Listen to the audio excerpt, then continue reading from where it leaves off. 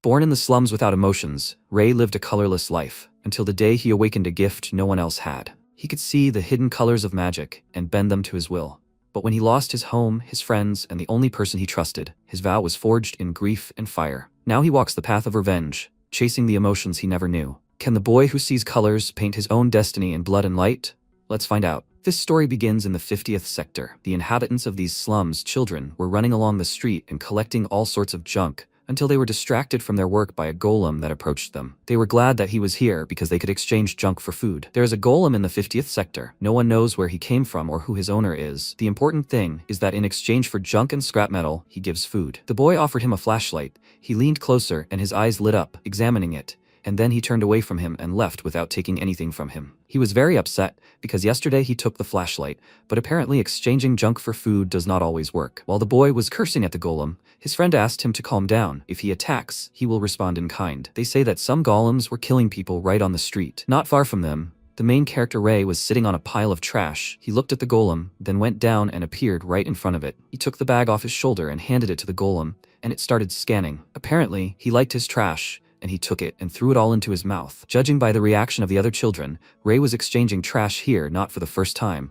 and in such large quantities. After the golem ate all the scrap metal, he threw a lot of food into his bag and the boy exclaimed irritably that there was no point. His friend had already started drooling over the food and asked how he managed to get so much every time. This could be enough for 3 days. MC left, and the irritated boy had an idea, to which the others did not react very well. It was him, the ghost of 17th Street. Time passed. Ray returned to 17th Street, and while he was walking along the alley, he heard footsteps behind him. From the sound, 7 people were following him. He stopped and ordered them to stop hiding. How much longer were they going to follow him? The most vicious boy in the gang of kids, Ron, came forward with the others and said that he had pretty good perception. They tried to be careful while tracking him. He picked up a knuckle duster and smiled, showing that he was ready to hit him a couple of times, but MC was not scared. He was already starting to get pretty annoyed. He told him that he had warned him last time, that if he showed his face to him again, he would make it so that he would not be able to walk anymore. But Ron considered his threat empty talk and asked, does he think he will let him get away like last time? Let him just put his bag on the ground. If he does that, they will let him go unharmed. Ray called him a liar and said that he was lying.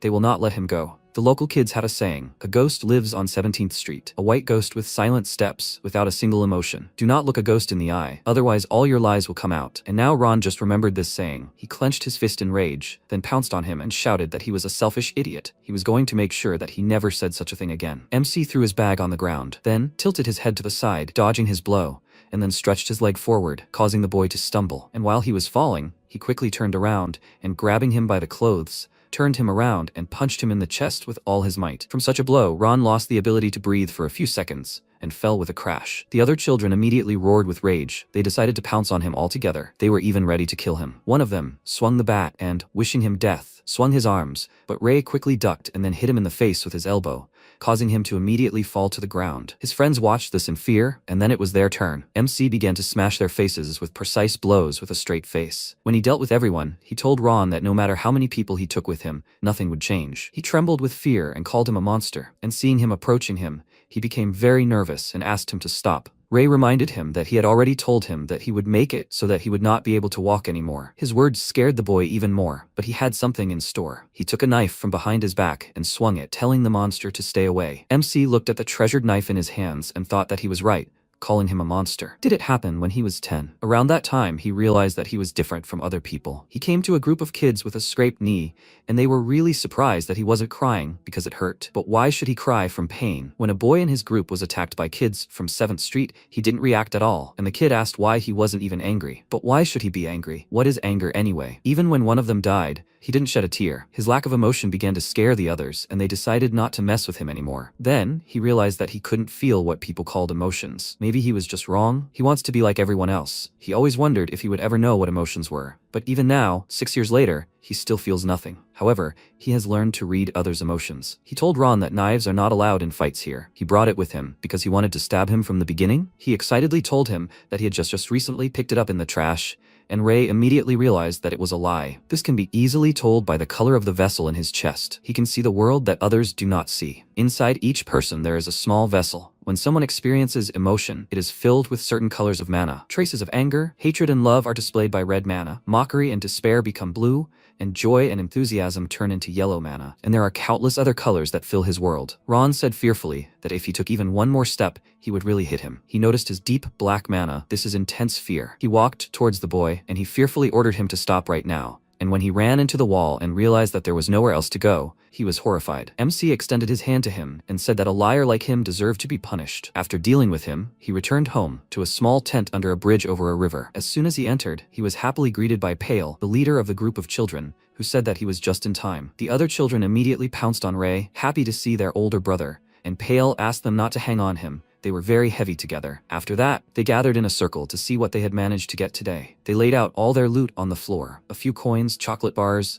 a piece of bread, and a piece of gum. Since there was little food, Pale wondered if it would be possible to divide it among the 7, and then MC showed them what he had gotten today. Seeing a lot of food in his bag, they were very happy, and the child asked, did he get this from the golem? But he did not take anything from them. But the whole secret is that the golem only takes magic items with residual mana. If you can't see mana, then you won't be able to give it anything. Pale clapped his hands, attracting attention, and said that it was time to share the food. Thanks to Ray, they wouldn't go hungry today. He decided to start with the youngest, Josephine. While they were sharing the food, MC came out of the tent and sat down, watching the rain and the turbulent river nearby. They never have enough food for everyone. Maybe he should go to the warehouse? His duty is to support this group. He owes them his life. A year ago, they found him buried in the snow, when he no longer had the strength to move on. They pulled him out, helped him get out, and when he opened his eyes, he saw a bunch of worried children in front of him, who were glad that he was okay. He, in general, was not against dying like that, but they saved him. That's why he fundamentally wants to repay the debts, be it a simple favor or revenge. Fail called out to him. He came out of the tent and said with a smile that he also needed to get his portion. He told him that it was okay. He was not hungry.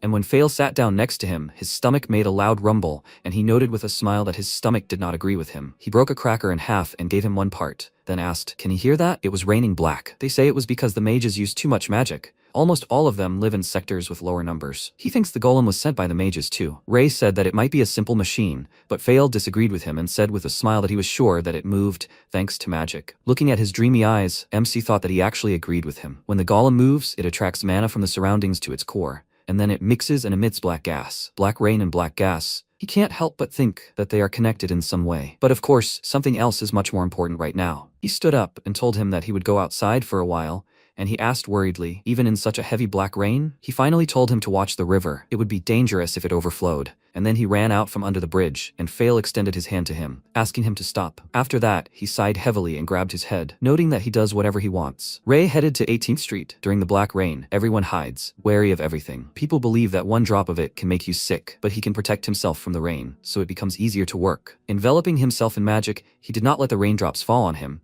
and soon he ran to the Hector Group food warehouse on 18th Street. They were gambling now, and MC, listening to their screams and watching the light in the window, thought that he knew it. They always gamble on rainy days, which makes the security much weaker. He climbed through a hole in the fence, dismantled some bricks at the base of the warehouse, and got inside. It was dark inside, and hundreds of different types of mana were flying in the air. Of these, he only attracts certain ones, and then mixes them according to the desired formula. He attracted the red mana to himself, which ignited in his hand with a bright flame, and now he had a source of light. He began to search for food in the boxes, and thought that although he did not know the exact methods, he was pretty good at using it. Still, why was it harder for him to control red mana? It seemed that it could also be related to his sense of emotions, but could he create a larger flame? Suddenly, a whistling sound was heard, as if something was flying at high speed towards him. He turned his head to the side and something sharp flew past, cutting his ear, and then stuck in the wall. Ray looked back and saw a knife, and then the guards' voices were heard, and he immediately hid. One of them called him a small rat and asked if he wanted to cut their rations. He was faster than he thought. MC, meanwhile, thought,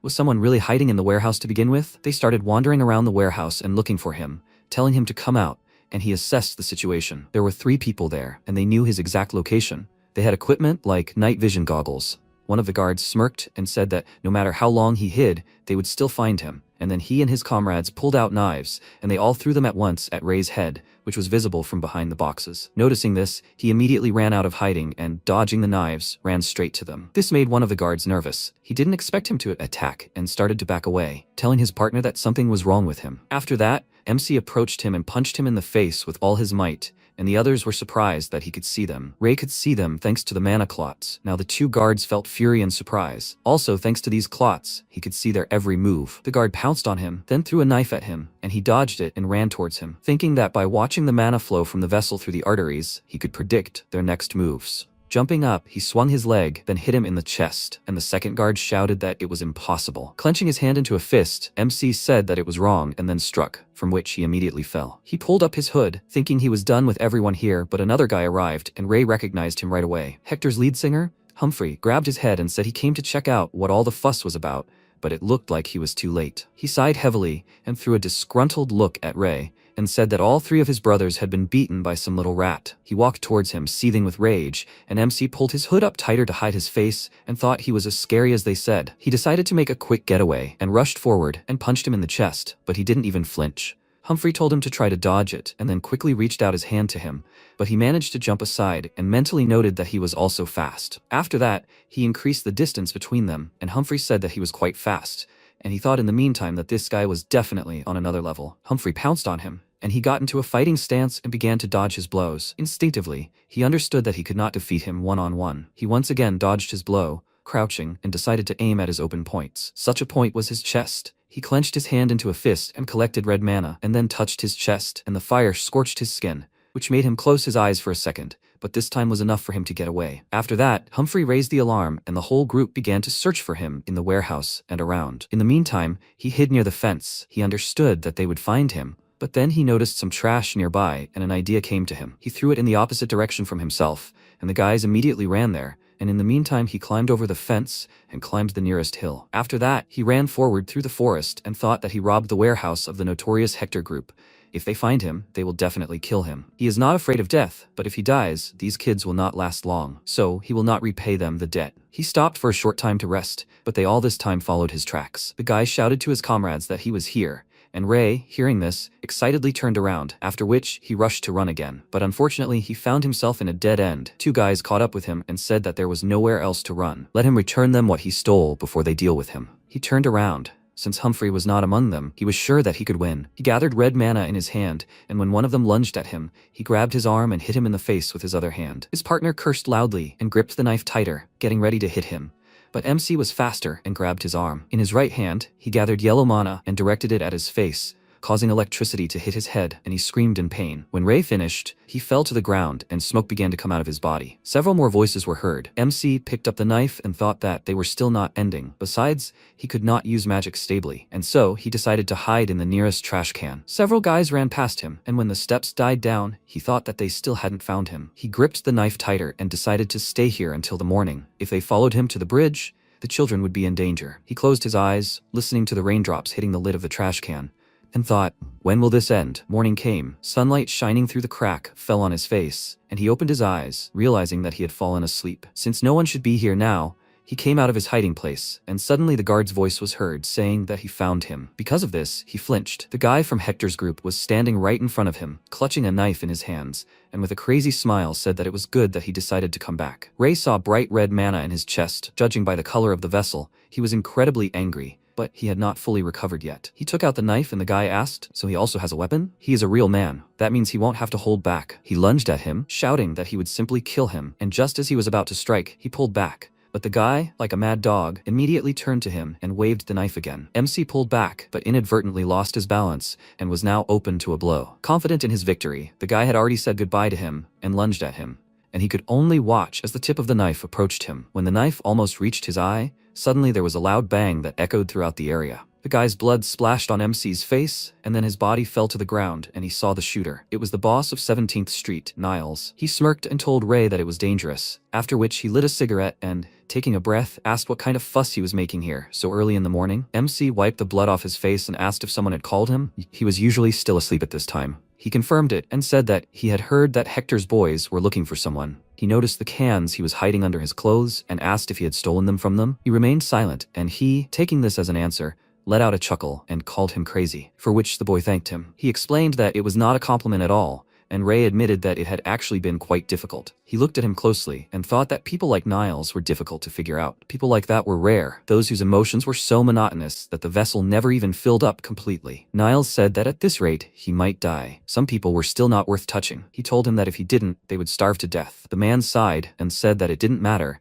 Now he was paying him back for saving him. MC said that he only fished him out of the river because he thought he was a bag of supplies. He didn't even think about helping him in the first place. Niles laughed and came closer to him, noting that it was thanks to him that he was alive after all. Ray reminded him that he had already paid for that incident. A year ago, he accidentally fished him out of the river. He was an enforcer for Sector 46, but he was betrayed. He doesn't think he lied when he told him about it. The fighting lessons he gave him as payment for saving him were pretty structured. Remembering this, he decided to bring up what he was talking about earlier. Niles put out his cigarette and asked what he was talking about. He told him that it was about him joining the organization. He would join him, but he decided to do it only because it would keep the kids safe. Niles didn't answer that and just looked at him closely, then came out of the alley and leaned against the wall, lighting a new cigarette and asking if he could use magic. The boy was very surprised to hear that and asked if he knew about magic. The man smirked and thought what that meant. He was right. He'd already thought he was hallucinating when he made a fire without matches or a lighter. MC came closer to him and asked him to tell him what he knew about it. He answered that he knew very little, only a few things that he asked the magician from his previous organization. He knew that magic used mana from the air and that very few people could recognize or use it. He asked if that mage had said something about colors. He thought for a second and told him nothing like that.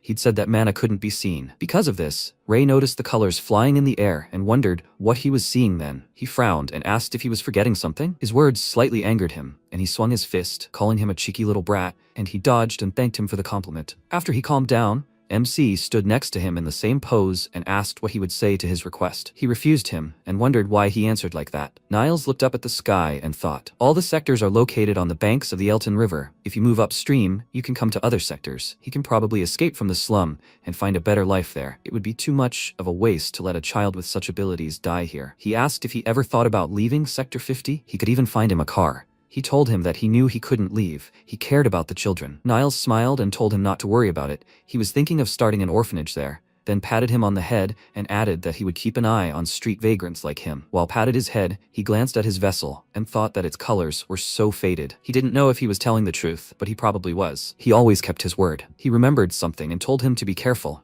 It looked like Hector was preparing for a war. He had seen entire trucks loaded with weapons coming to them. Niles waved his index finger and, not at all surprised, told him that he knew about it. At that moment, Ray remembered that using firearms in any conflict meant direct declaration of war. He said that if he lost the war, the people in the shop would suffer. He thought that the amounts for protection from his organization were more worthwhile. He answered him that it seemed so only because there were many people worse than him. And why did he treat him like an old man? He was not even married. Did he know that? He answered that he was old, because of which the man got angry again. And then his subordinate, sitting in the car, said that it was time for them to go. Niles got into the passenger seat and warned the boy that there would be a real battlefield here, so let them find another shelter if possible. After that, he threw him something, which he deftly caught with one hand. It turned out to be a medicinal ampoule. Niles told him to treat his ear, after which they drove away, and he looked after them and thought about something. After that, he went to the central street, and very soon he was near the central square. He approached Josephine, who was sitting near the old lady Viola, and he was very happy at the sight of him, and immediately ran up to him, noticing that he never returned yesterday. Seeing his dirty clothes and disheveled hair,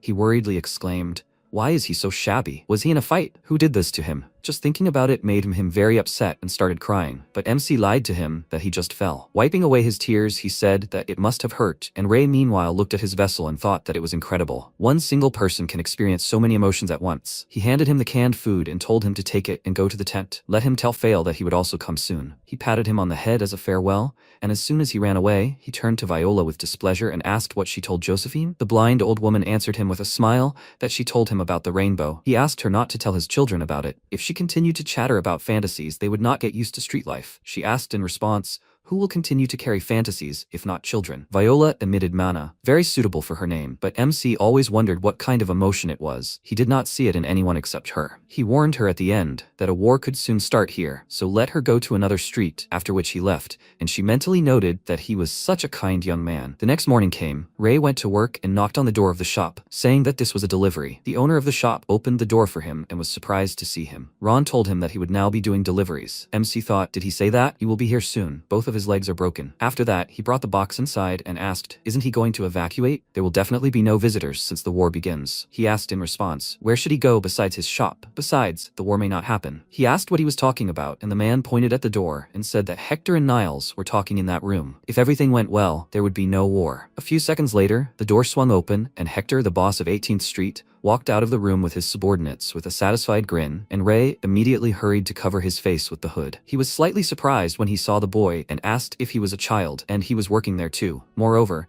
he was working in a place where all the adults had fled. He walked up to him and told him to try hard, because that was the only way to survive in this world. After that, he gave him a couple of coins so that he could treat himself to something, and left the shop. Humphrey, who was following him, looked closely at the boy, and when he saw a bandage on his ear, he immediately realized who had been in that warehouse. He turned around to face him sharply, and MC realized that he remembered him. But Humphrey didn't say anything, and just stared at him. And then his boss called out to him and asked why he was standing there. He told him that he was on his way, and then got into the car, and they drove away. The shop owner breathed a sigh of relief, and Ray took off his hood and thought that he remembered the wound on his ear. But why did he leave without saying anything? The man meanwhile ran into Niles' room to quickly find out what had happened, but seeing his expression, he froze on the threshold. Niles was sitting at the table with a gloomy look and smoking. He said that the negotiations had failed, so the war was destined to happen. Still not believing it, the man asked worriedly, was he serious? Niles tiredly grabbed his head and said that he could not accept such stupid conditions like taking over their organization. This was really the worst outcome. The man was upset. He told him that it was not his fault. It looked like he would not be able to open a shop for a long time.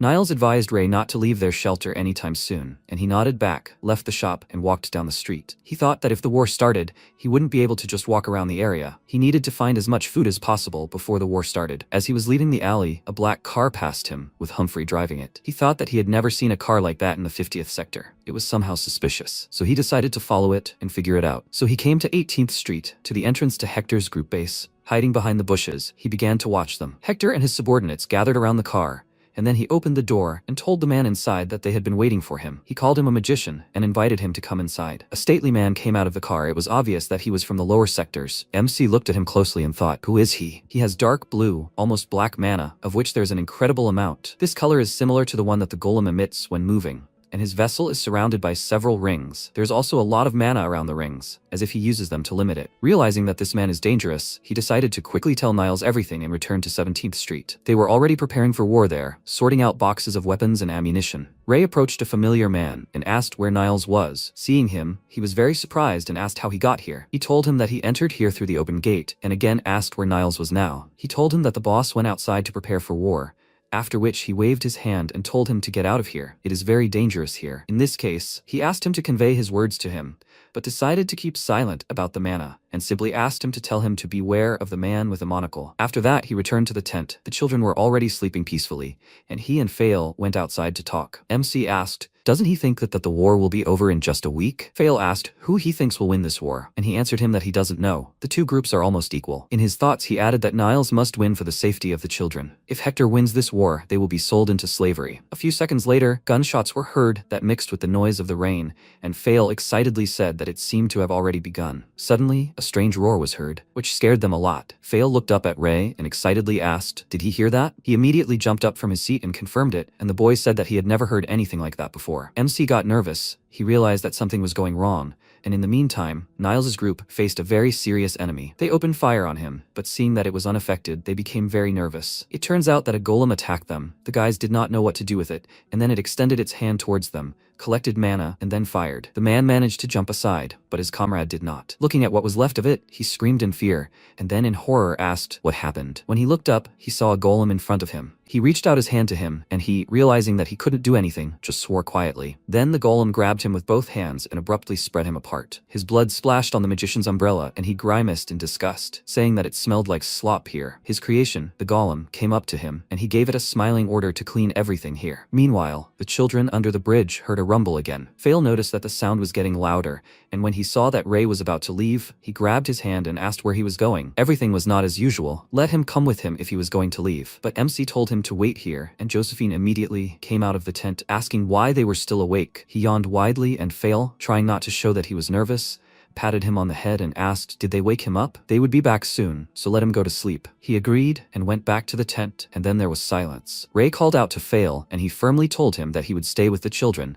They could not be left alone, but that he should not go too far and come back as soon as he found out what was happening there. He promised him that he would be back soon and then went to the battlefield. All the houses were on fire and there were mangled bodies on the ground. This sight did not touch him at all. He went to the man he knew, the same one who was dealt with by the golem especially cruelly, and wondered what had happened. The man called out to him. Even despite such injuries, he was still alive. MC asked what had happened, and he told him that those idiots had brought a golem with them. It was controlled by a man with a monocle. His eyes began to slowly cloud over, and his consciousness began to fade. He told him, with his last strength, to run away, because they could not resist them. And then, he stopped moving. Seeing his death, Ray stood in silence for a few more seconds, then covered his eyes, picked up a knife from the ground, and looked at the dead fighters with the thought that at this rate, Niles's group was going to lose. He needed to help him. At the same time, horror was happening under the bridge. Fail was breathing heavily, wounded, clutching Josephine in his arms. All the other children were dead. He looked at the one who did this to them. It was that same golem. Watching the growing clod of magic in his hand, aimed right at him, he asked Ray not to come back here, after which he closed his eyes and cried, and the bright light from the magic completely absorbed him. MC meanwhile was in the central area. Seeing that even here everyone was dead, he realized that he was too late. All these bodies are Niles's people, and yet Niles himself is not visible among them. So he is probably still alive. But at that moment, a crash was heard behind him. He turned around and thought that their tent was in that direction. He immediately broke away and ran towards them, but by the time he arrived at the place, it was already too late. Out of breath from running, he stopped on a cliff and looked at the place where the tent should be. But instead, he saw only debris and a bloody mess, and a golem standing nearby. His face darkened in an instant. He jumped down without hesitation and raised the knife above his head, but the golem immediately noticed him and hit him right in the chest with a stone fist, causing blood to spurt out of his mouth. The blow was so strong that he was thrown into the wall and hit his back against it, leaving cracks on it. Despite the terrible pain, he still wanted to make sure that they were all okay, and coughed up blood. When he looked at them, he remembered the old days, how they all called him Big Brother, were happy every time he came and always greeted him with a smile. And Fail, who said that he did not want him to come back here. And now, seeing them all here, he was terrified. Lorraine, Leah, Corden, Miles, Josephine, and Fail. He extended his trembling hand towards them, whispering that he had not yet repaid them for everything they had done for him. And then the golem made a sound. It was as strange as the one he had heard during the fight. When he saw that the sound was coming from the golem, gathering energy for a shot, he realized that it was he who had killed them all. The children, the people of Niles, and all the inhabitants of 17th Street. A rage awoke in him. He decided to avenge them all, but to do this, he had to at least move. He tried to do something, but his whole body was shaking. It seemed that the golem was about to shoot him, but then something amazing happened. The car flew off the cliff at high speed and crashed right into the golem. Ray was very surprised when he saw the bottom of the car above him, and then the car landed, and the golem fell into the river. Right after that, Niles ran out of the car. He walked worriedly towards Ray and looked at him, noticing that it seemed like he hadn't even broken any of his bones. What a relief that was. Ray started talking about the kids, and his expression immediately changed. He looked under the bridge, and seeing them, he clenched his hand into a fist. He bowed his head and apologized to Ray. He blamed himself for this. It was all because he was late. But MC didn't think it was his fault at all. Hearing this, Niles was surprised and then hugged him tightly, and he did the same in return. After that, MC asked about his subordinates, and he told him that they were all dead. He grabbed his head and cursed, saying that he didn't think that idiot Hector would call a mage from other sectors. He asked what he was going to do now, and he told him that he would go back outside and look for survivors. He wanted to say something else, but he didn't have time. A powerful stream of magic pierced his body through. Ray's eyes opened wider in surprise. It turns out the golem was still alive, and he somehow got close to them unnoticed. Looking at Niles's wound, he called out to him in shock, and then he coughed up blood and cursed mockingly. Suddenly, losing all his strength, he fell right on Ray and began to breathe heavily, and he touched his wound and called out to him in confusion, not understanding at all what was happening now. Suddenly his heart started beating faster. He remembered how they spent time together, how he taught him to fight, how they sometimes ate together, and how he always stroked his head. From these memories and the realization of what was happening right now, his heart began to burn, and his whole body was covered in red mana. The golem extended its hand towards him, and he gritted his teeth in anger and shouted that he would kill them all. The pitch-black rain, blood, and sweat mixed together. MC thought that if this was a dream, he wanted to wake up right now. Seeing that the golem was going to attack again, he gritted his teeth, and then they both simultaneously pointed their hands at each other, and two manas flashed, bright red and dark blue. When enough mana had gathered, they both shot at each other, and a bright purple flash occurred when the magic collided. The two colors tried to overpower each other, and their eyes sparkled. Ray finally felt emotions. His magic overpowered the blue color, and suddenly rushed forward in a powerful stream, sweeping away everything in its path. Once the golem broke into pieces, he calmed his mana, his shot leaving a deep scorch mark on the ground. After that, he laid Niles on the ground and started shaking him, asking him to wake up. He looked at him with concern and said that he can't die. Niles looked up at him with a displeased look and waved his hand away, telling him to stop shaking him. It was already in so much pain. He cleared his throat and said that although he was sure that he wouldn't die peacefully, he didn't think that he would die today. He started breathing heavily and thought that he had no regrets. He had done a lot for someone who started out as a pathetic scavenger, but if he had started trying a little earlier, would everything have turned out differently? He looked at Ray and wondered, what if he had done this at around his age? The boy was about to go and get him some medicine from the car, but he grabbed his hand and smiled warmly, asking him to leave that place. Let him go to a better place. He always considered him his little brother. Let him go upstream, but be careful. He would definitely cope with everything. He put the car keys and a piece of paper in his palm and then left this world. MC looked at his palm and then at Niles. When he saw that he was no longer moving, he felt sick, his breathing quickened, and then he screamed loudly. Rage and despair, these were the first emotions he felt. He did not notice how he fell asleep. Soon morning came. He was awakened by sunlight falling on his eyes, and when he came to his senses, he winced with pain and thought that it seemed as if he had slept for a very long time. Just remembering what happened yesterday makes all his emotions rise up, almost like that time. Something is definitely wrong. He concentrated and, gathering red mana, lit a flame in his hand. The stronger his rage, the larger the flame he can support, which means the power of his emotions affects the power of his magic. He felt a sharp pain in his head and the flame immediately went out, and then he grabbed his head and realized that he overdid it. Gathering his thoughts, he decided to leave, but before that, he collected all the bodies and covered them with a cloth. Having said goodbye to them, he went to take revenge, and it does not matter whether he can or not. Meanwhile, on the 17th Street, ordinary residents were removing the bodies, and the people of Hector's group commanded them. One of the residents of the 17th Street discontentedly noted that they won, so now it will be more difficult for them, and his friend asked him to be quiet. They will kill him. Ray meanwhile hid in the alley. He found Hector, who was now discussing with his subordinate what would have happened if Niles had listened to him, and took out a knife, starting to envelop his hand in red mana. Before he could do anything, Humphrey grabbed his shoulder and asked him to wait, and he turned around and swung the dagger right at his neck, leaving a small cut on the skin. Humphrey jumped back and asked him to calm down, but he did not listen to him at all. He attacked him because he wanted Hector's entire group to die, and began to stab him many times, while he only defended himself. When the blade once again slipped near his neck, he thought, what kind of crazy movements are these? This boy was not so strong before. He may still lose to him. Then he decided to expose himself to the attack. MC stabbed him in the shoulder and was surprised that he let that happen, and then the man grabbed him by his clothes and put him on the ground. He started to hold him down so that he couldn't move and asked him if he would choose to die from something as stupid as revenge, right? He had a proposal for him. After that, Ray calmed down and didn't attack him anymore, and he said that he had been watching him for a long time, so let him listen to him. He looked at him and thought that he was silent. Humphrey. He is called that because he silently and efficiently carries out his duties. And this Humphrey has such a desperate expression on his face now.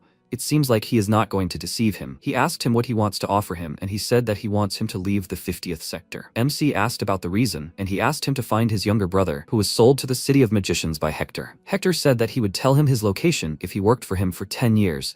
That was the only reason he worked for him, but now his brother should be around his age. Ray looked at him incredulously and asked why he would accept such an offer. Then Humphrey asked, he can use magic, right? Realizing that he knew about it, he became wary, and the man, showing him his burn, said that after their fight in the warehouse, he had no doubt about it. But now, even using a little magic, Hector cannot be defeated. He always has a terrible mage nearby. MC looked into his vessel. Dark blue mana accumulated in it, speaking of a trembling fear. Humphrey said that this mage is a demon. Anyone who contradicts him is immediately frozen. Once he even drowned a guy by placing his head in a bubble of water. He is an incredibly cruel and strong mage, so he should leave this place for now. Let him live to take revenge. Ray knew he was right. He had never studied magic, he just relied on his intuition. On the other hand, his opponent was an expert, so his chances of winning were 0. Humphrey said that he had heard that the City of Magicians was located upstream of the Elton River. According to rumors, only magicians were allowed into that place. He took a bag out of his pocket and said that it was the money he had saved up throughout his life. Inside was a piece of paper with his brother's name and description. MC asked why he trusted him with such a sum. He might not keep his promise. He told him that he knew him. He was not the one to break his words. Besides, having seen him in action, he was sure that he could reach the higher sectors. He would definitely cope with it. When he smiled and said this, Ray remembered Niles and thought about it. Humphrey hurried him and excitedly said that the other members of the group would be here soon, but MC had a condition. He took a bag of money and asked him to take care of all the corpses under the bridge.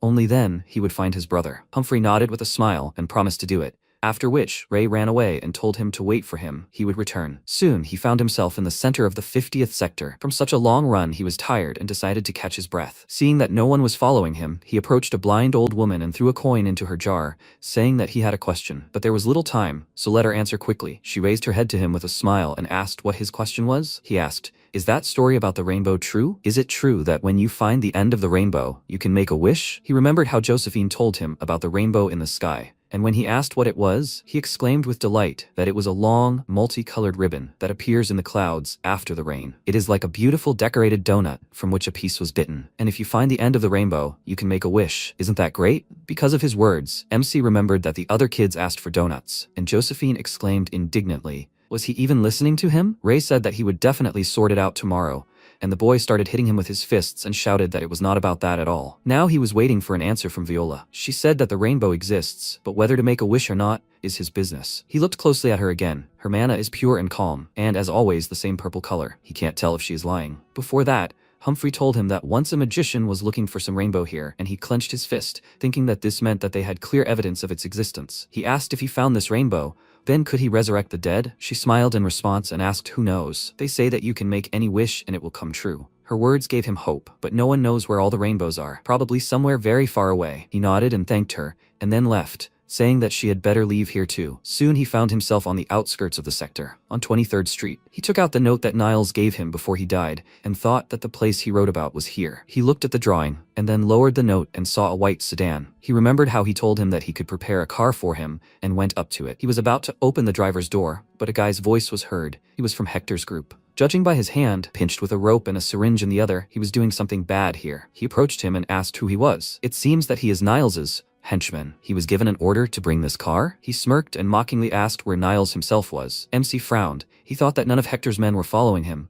but he couldn't waste any more time here. Seeing him open the door, the man pounced on him and shouted, "Where is he going?" He quickly sat down in the driver's seat and was about to close the door, but the man stuck his hand through the gap, not letting him do it. He furiously ordered him to open the door and tried to do it with both hands, while Ray pulled the door towards himself. He was worried because he had used too much mana and was running out of his boosting magic. He gathered a small lump of red mana in his hand and held out 2 fingers like a gun and then shot him in the head. He then kicked him away, closed the door, shifted into gear, and stepped on the gas pedal. He drove forward along the road towards the exit of Sector 50. He drove along the Elton River for a while and finally decided to make a stop. He opened the trunk and saw a lot of supplies inside and noticed that he was well prepared. Looking at the sun setting over the horizon, he decided to take a rest here and made a fire, thinking that he still had a few days to go to the next sector, and once he got there, he needed to learn more about magic. All he knew for now was that there were 2 types of mana: red mana, which could be used without any preparation, and other mana, which required mixing colors. It's not that easy to control, but if he feels certain emotions, certain types of mana are attracted faster. He remembered his dead friends and forced himself to think of rage, which made his vessel fill with red, but quickly emptied. He pressed his hand to his chest and thought that this was his maximum. As soon as he lost concentration on emotion, mana slipped away. Now he decided to try combinations and gathered a lot of mana of different colors around him. He created a cloud of magic, but it quickly evaporated and he stared at his hand in confusion. Types of mana that can't mix destroy each other. Combining colors requires a lot of effort,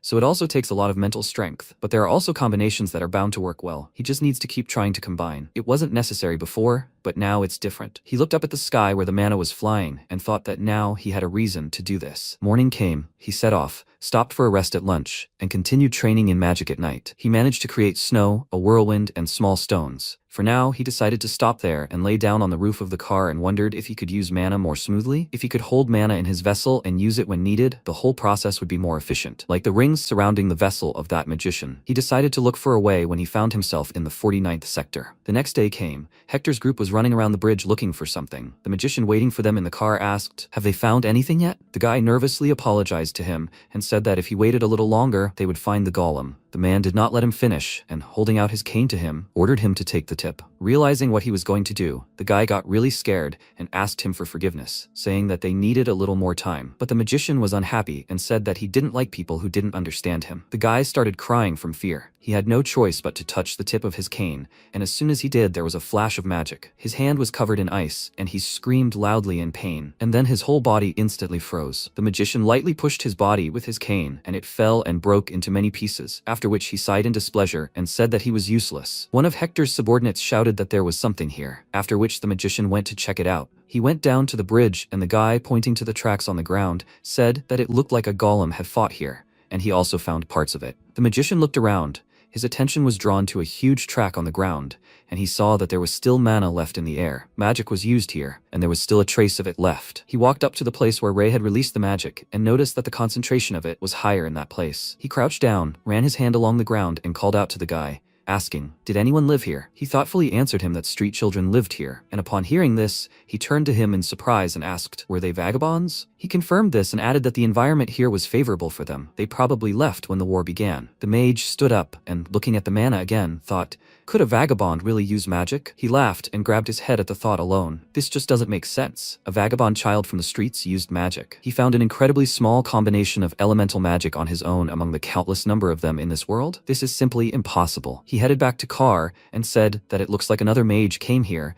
and destroyed the golem. Let them find out what happened here. After that, he looked at the sky and thought with a smirk that, however, if the impossible still became possible, then this child could be a genius whose destiny is to become an archmage, which this world has never seen. MC, meanwhile, arrived in the 49th sector. He remembered how Niles once told him about his homeland, the 42nd sector. That place is similar to the 50th sector. It is a complete mess. The only difference, perhaps, is that 42nd is larger than the 50th sector. The buildings are higher, and there are more streets there. All the lower sectors are similar to each other. The higher you go up the river, the more noticeable the changes. And when Ray arrived at the 49th sector, he immediately noticed that it was simply huge. He walked along the street, looking at the children collecting junk, and thought that it was strange. There are no golems here. Can they really only be found in Sector 50? He walked further, and seeing the sign that said 36th Street, he thought that meant there were at least twice as many of them here as in Sector 50. He needed to move on, find information about magic as soon as possible, especially about that mage and the rings around his vessel. That would be the key to his revenge. He also needed to find information about mana colors and the city of mages, and he still needed to get some money. He had some Humphrey money to get started, but he didn't know how long it would take him to get there. Then he saw a sign for Veronica's bookstore, and he thought it sounded like a person's name. But what was a bookstore? He remembered Niles teaching him to read. He taught him the most important words like hungry, don't kill, I'll kill you, gun, sun, and river. He also taught him the word brother, and mocked him by asking him to repeat it. Thanks to Niles, he can read, but he has never seen anything like this before. He looked inside the store through the window and noticed that the entire space inside was filled with little squares with letters on them. Suddenly, a loud girl's scream was heard. He looked up and saw a girl looking out of the window and pointing her finger at him, shouting, "Was it he who broke the window?" And he came to steal her books again. Apparently, this was that same Veronica. She burst into tears and started shaking her fist at him, exclaiming, "Why is he doing all this to them?" He looked inside the store again and thought, so those things are called books? The girl loudly ordered him to get out of here, and he, looking into her vessel, saw the color red, which means excitement, yellow, which means joy, blue, discomfort, and dark green, irritation. But how can she feel all this at once? Veronica exclaimed, "Can't he hear her? The adults are already coming down, and he is still standing there." He didn't understand what she was even talking about, and called her weird, which made her even more angry, and almost jumped out of the window at him, exclaiming, "What did he just call her?" She started threatening him with her grandfather, and he left, thinking that now was not the time for that. He walked further down the street, past the crowd, and noticed children nearby. Their looks were filled with curiosity, but this is quite expected, considering that he is a stranger on their streets. They will probably consider him a provocateur. Now he is convinced that everything here is the same as in Sector 50. As soon as it got dark, he returned to Car and went to bed with the thought that he walked many streets, but did not find anything about magic. And tomorrow, he will need to explore more territories. Muffled footsteps reached his ear. The same children came to visit him, but he was waiting for them. He counted that there were 4 of them, and began to wait for them to get closer. They quietly approached the car, and one of them asked, "Are they going to kill him?" The boys said that they would just knock him out for now, and they also needed to find the keys to the car. It seemed there was food in the trunk. MC quietly picked up his coat, wrapped a stone in it, and hit the window with all his might, breaking it, and at the same time hitting the boy in the face. From this, he immediately fell to the ground, and his friends ran away. After that, Ray jumped out of the car, and the boy, hearing quick steps behind him, turned around, but it was too late. MC hit him in the chest, knocking the air out of his lungs, and he immediately fell to the ground. The third boy pounced on him in a jump. He wanted to hit him with a pipe,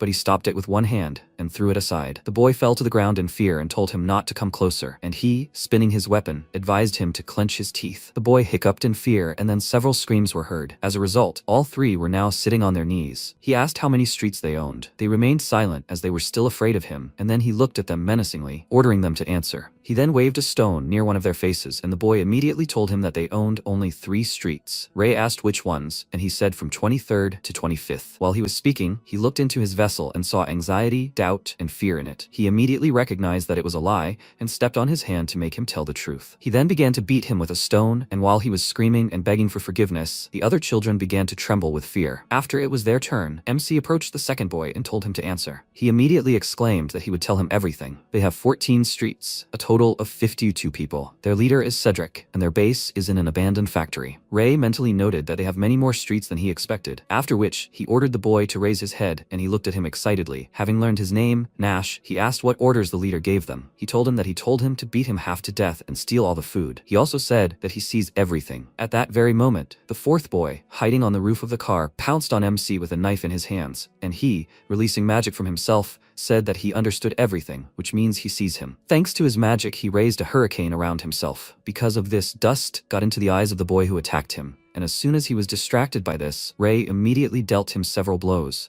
throwing him off the car. Covering his bleeding mouth and nose with his hand, he looked in horror at Ray, who came up to him, and he, grabbing him by the hair, looked into his eyes and told him to tell his leader that he is not the only one who sees everything. A new day has come. He again went out into the streets of the city. As he thought, people in the 49th sector, the same as in the 50th, do not know anything about magic. He also heard that the books are stacks of papers covered with all sorts of information, so probably there is information about magic too. His way was blocked by several boys. They offered him to go with them. They did not come to fight, so let him relax. MC clarified, "Are they in cahoots with those who were looking for him yesterday?" The boy confirmed this and said that last night he beat Anthony, Horn, and Elber half to death, and in his own style. That's why their boss liked him. He fights very well. He took out a note from his boss and wanted to read what was written there, but realized that he could not read. He asked his friends if they could read, but none of them could. The boy was worried because his boss told him to convey exactly what was written there, and Ray, snatching the note from his hands, said that he would read it himself. The boy was very surprised and exclaimed, "Can he read?" He answered him that he can a little, and while he was reading it, all three wondered, is he not from the streets? How did he learn to read? Only the boss and Waver can. In the note, Cedric offered Ray to work for him, and he will never need food. MC asked how they decide who becomes the leader in the group, and the boy told him that through fights, the strongest becomes the boss. After that, Ray suggested that they go quickly, and they asked in confusion where. He said that he wanted to meet their leader. After that, they went to an abandoned factory. The boy pointed to a huge gate and told Ray that they should go here. After that, he opened the gate and they went inside, where many boys and their boss, Cedric, had gathered around a fire. He turned to him and said with a smile that he had finally arrived, after which he walked up to him and greeted him, telling him his name. MC introduced himself in response, and suddenly his eyes widened in surprise. He saw a ring on his finger, emitting a bright red color. He had seen trash that emitted mana before, but this was the first time he had seen an item with so much of it. Cedric returned to his place and offered him a seat. He invited him not as an enemy, but as a guest. Ray sat down on the chair opposite him, and the boys standing behind him started to glare at him. He thought he had done a good job of showing his dominance. He was about his age, and already had such good leadership qualities. Cedric said that after seeing him in person, he has no doubts about his choice. He had the rest of the nerves. Where was he from? He heard he had gotten here by car. When he said he was from Sector 50, the boys were very surprised, because they had never heard of people from Sector 50 going up.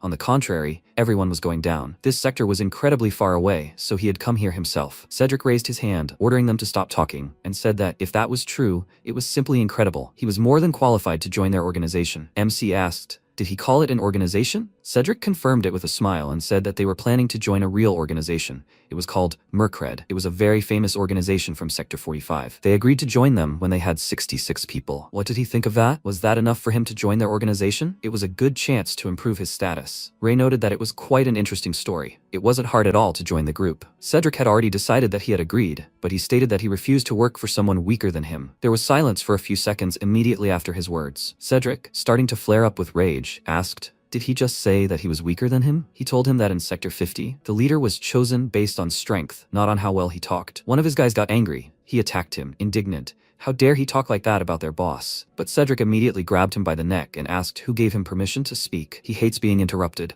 The boy apologized to him, And MC meanwhile saw the flaming red aura that was wrapped around his hand and thought, is this amplification magic? It seems that he is not using it himself. The mana is coming from the ring. He looked at the boy standing behind him and asked, when will this end? He answered him that until one of them stops. Ray decided to break this ring and slightly waved his index finger, after which the bright red mana immediately calmed down and was no longer so strong. Cedric immediately let go of the boy and looked at his hand in surprise, and then turned around with a smile and said that he got carried away. MC immediately noticed his sudden change of emotions, and Cedric walked towards him, offering him to go back to where they left off. He says he is stronger than him. As soon as Ray confirmed this, a chair immediately flew towards him, but he kept a calm face. Cedric, mad with rage again, told him to do it again. He turned to the guys and shouted, do they also think that he is stronger than him? They began to excitedly deny it, and MC, looking at the chair behind him, noticed that the ring reacted to his emotions. Judging by the fact that he did not react when the flow of mana stopped, he himself does not know what the ring does to him. Cedric calmed down and asked, he wants to test how strong he is, right? He confirmed it and offered him to fight for the place of the leader. If he loses, then he will agree to work for him. Cedric agreed to this and said that then they will fight in a week surrounded by many eyes. Both his guys and guys from other gangs will be there. Then they will definitely determine who is stronger, right? Ray agreed to this and asked where he got this ring from. He answered him with a smirk that he will find out if he can defeat him. But it is a pity that this will not happen. The next day came. MC was still walking the streets and he was tormented by the question, what kind of ring is this? Hearing something behind him, he suddenly turned around and grabbed a rock flying at his head, and several boys walked towards him with weapons in their hands, asking, who gave him permission to walk here? Another group of boys approached him from behind, and one of them said that he must be crazy. Let him not even think about running away. They are in charge of these streets. They will teach him a good lesson. But Ray did not even let them finish and ordered them to shut up and fight him. He quickly dealt with these boys. Wherever he goes, they are always picking a fight with him. Probably there was a rumor about his competition with Cedric. Even if according to the rules, his gang cannot attack him,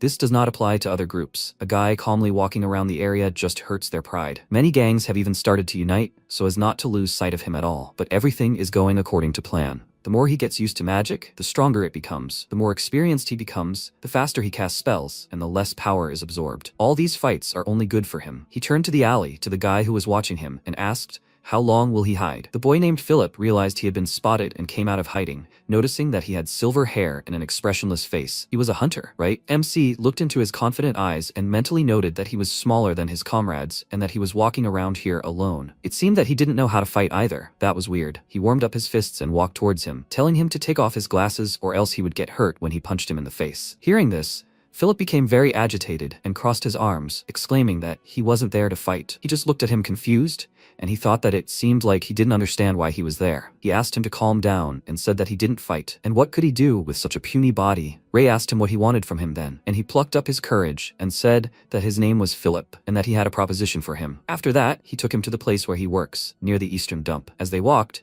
he called him a hunter with a smile and said that he had heard a lot of talk about him. Everyone was talking about him everywhere. Hunter. That was the nickname he got after all those fights. Soon, they reached the right place. Philip opened the doors and an amazing picture appeared before MC. Inside there were many children, all of them doing their own thing and offering jobs. Ray noted in surprise that there was so much space here, and Philip said that this was his hotel. They went inside and MC said that it seemed like there were more than 100 people here. He told him that to be exact, 186, including those working outside. Ray looked around and noticed that everyone here had something in common. It seemed that it would be difficult for them to join another organization. They were either too small or weak. Philip said that he was right. They had a lot of mines in Sector 49. MC asked, so there are a lot of deaths among adults now? The boy noted that he is good at more than just fighting. That's right, that's why there is a lot of work. Everyone hires even children now. There are so many of them that even street gangs can't handle them. And so, in exchange for having a monopoly on working with several gangs, he agreed to give a small bribe and send workers if needed. He is a kind of middleman. He even provides a place to live, but of course not for free. He asked, so he founded all this himself? He confirmed it and said that he can't even imagine how hard he worked to create all this. A boy named Jonathan ran up to them and Philip asked how work was going at the restaurant. He answered him with a smile that everything was great.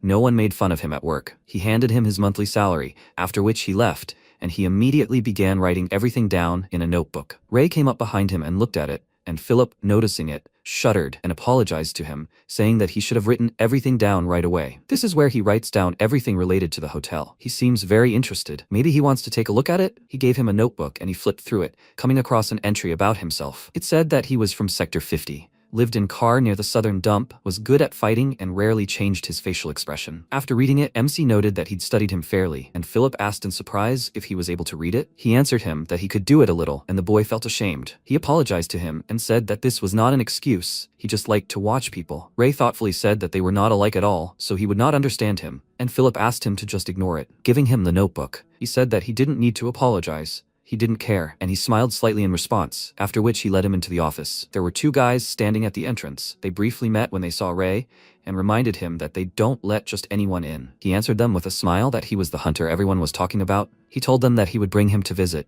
After that, they went inside, and Philip said that he usually spends time here. Let him sit down more comfortably. MC said that when he first saw him, he thought that he was a swindler, and he, putting the money in the safe, with an awkward smile said that he was not a swindler. In business, the most important thing is respect. Money can always be earned, but trust and respect can never be returned. They sat down, and Ray mentally noted that he was not acting like a child his age, after which he asked what kind of proposal he had for him. Philip trembled in fear. Ray scared him, but he had to cope with this if he wanted to earn money. His eyes filled with determination, and he, holding out his hand to him, said that he had a profitable offer for him. They could become partners when he defeated Cedric and became the new leader. MC remained silent and looked at him closely. He had less black mana than before. He was so afraid, and now he was suddenly determined. He asked if he thought he would lose. He told him that he couldn't be 100% sure, but he had a chance. He asked why he suddenly thought so, and he told him that he had a premonition. He also said that he liked to observe. It helps him understand people well. For example, he lowers his gaze when talking, looking not into the eyes, but at the shoulders. He was very surprised that he noticed this,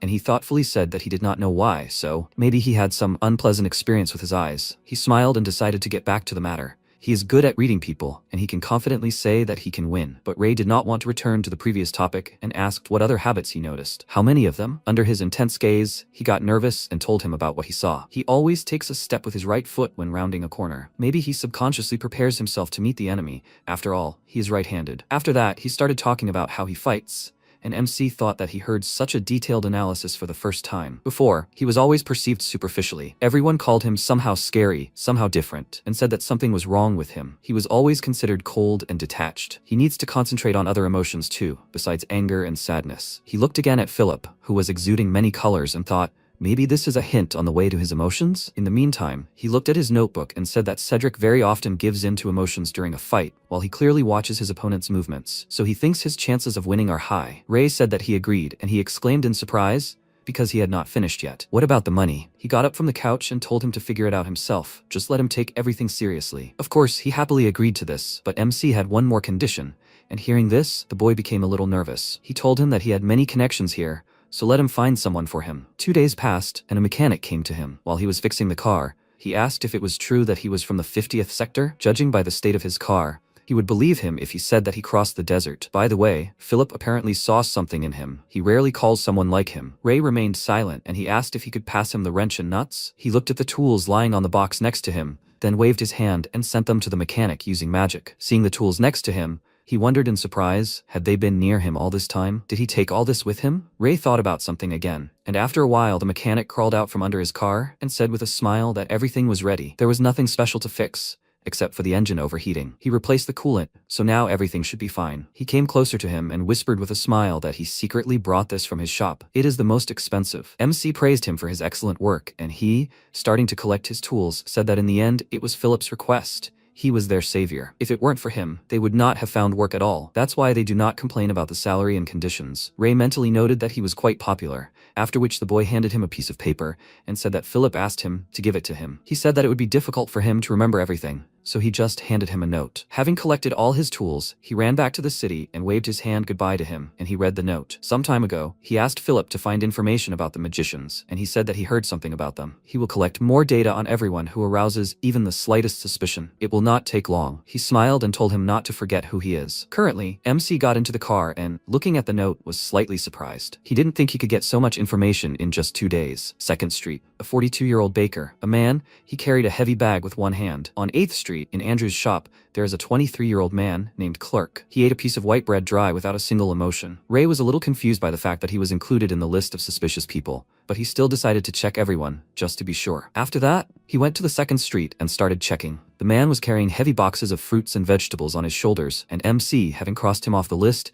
thought that he did not even have a ring in his chest. There was only one person left. He appears near an empty shopping alley, name unknown, age from 30 to 40. He often comes out of the subway to the top with food, presumably, that is where he lives. When a pipe accidentally fell down, he avoided an accident thanks to a strong gust of wind. The pipe was thrown aside, and there was not a shadow of fear on his face. Ray went to this place thinking that it was quite possible that he was a magician, and he heard someone's voices. There were two boys standing near the Veronica bookstore, and one of them said that they were also closed today. They will not open at this rate. And how long will they last if they throw rocks every day? His friend said that if they finish now, the job will still be done. The boy called him an idiot. They will get paid double if the store is put up for sale. They can't finish now. He picked up the stone and grinned, saying that they would throw it up to the second floor, right into the house. They would just have to move out. He swung, deciding to show his friend how to do it. And a second later, Veronica opened the window and ordered them to get out of there. She heard everything. They were the ones throwing rocks at their store. Let them get out of here immediately. MC saw yellow in her vessel, courage and determination,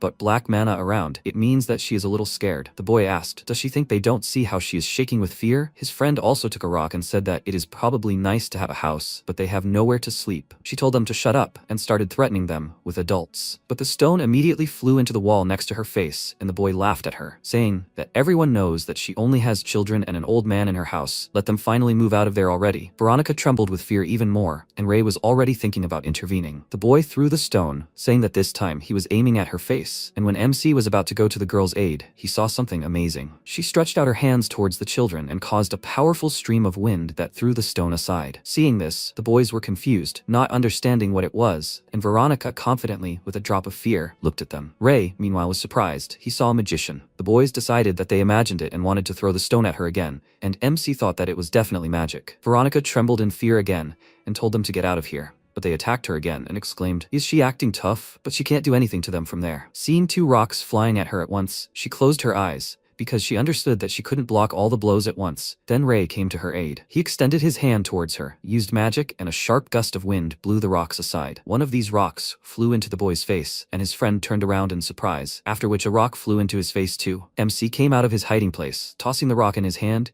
looked up at the girl and said that here they met. Seeing what he did, she was clearly amazed. While the boys were trying to come to their senses, Veronica thanked Ray for his help, and he said that he had one question. She excitedly exclaimed that she had one too, after which they simultaneously asked each other about using magic. Realizing this, the girl looked at him in surprise, after which she awkwardly cleared her throat and offered to talk to him inside. When they entered the store, she turned to him with a smile and introduced herself. He told her his name in response, and she apologized to him for yelling at him earlier. She thought that he was also one of those boys. He noted that this was clearly not a misunderstanding, and she sheepishly thanked him for his help again. She would have been in big trouble if it weren't for him. He said that she shouldn't thank him like that. He just wanted to look into the store. He thought that he just wanted to get more knowledge about magic, but he didn't expect to meet the magician himself. The girl meanwhile looked up at him with a surprised look and asked, is this true? He seemed like a strange guy to her. After all, people usually like praise. After that, they sat down at the table to talk, and he began to ask her about where she learned magic. When she mentioned her grandfather, he asked if he was a mage too. His gaze made her slightly nervous and confirmed it.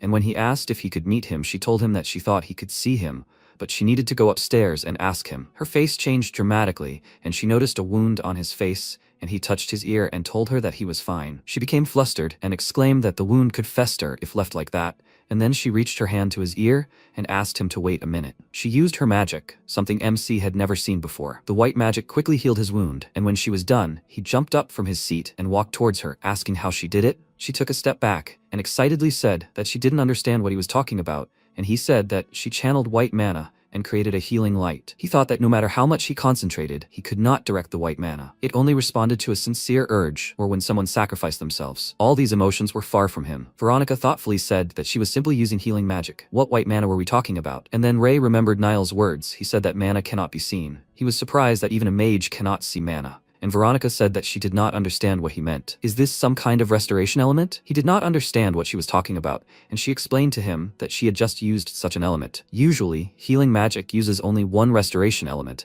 but more can be added. He wondered how many elements there were in total, and she thoughtfully answered him that in fact there were a lot. There are about 20 types of natural elements alone. If you count the rest, like enhancement, disruption, regeneration, it will be at least 100. He remained silent and thought that today he learned something new. Would he be able to learn something else if he met her grandfather? He asked if her grandfather was on the second floor now. She confirmed it and added that he was sick now, so he could not get out of bed. She asked him to wait a minute. She would go check if he was awake, and then ran up the stairs. He decided to brighten up the wait by browsing the store. He went to the bookshelves and read a few titles. Caladric's Travel Journal, Interpretation of the Unconscious, all about the ontological importance of the human species. He had heard that books were very valuable objects. He wanted to take one of them, but seeing the dirt on his hands, he froze and thought that if he touched them with his bare hands, their value would decrease. It seems that the last time he washed himself was when it suddenly started raining outside. He doesn't mind the bad smell, but others probably won't. He thought about Veronica and wondered if she had a problem with smells or if she just pretended not to notice. His gaze fell on the magazines on the table. One of them was about studying the division of elements, and the other about the cause of the spread of black rain. Soon Veronica went down to the first floor. Not seeing Ray, she already thought that he had left, but when she heard his voice behind her, she screamed loudly in fear. Clutching her chest, she was still trembling with fear and asked, "Did he decide to look around the store?" She couldn't even imagine that he was behind her. He asked, "Are there any books about magic here?" He looked around, but found nothing. She was surprised that he could read, and mentally noted that he was more curious than she thought. He asked how her grandfather was,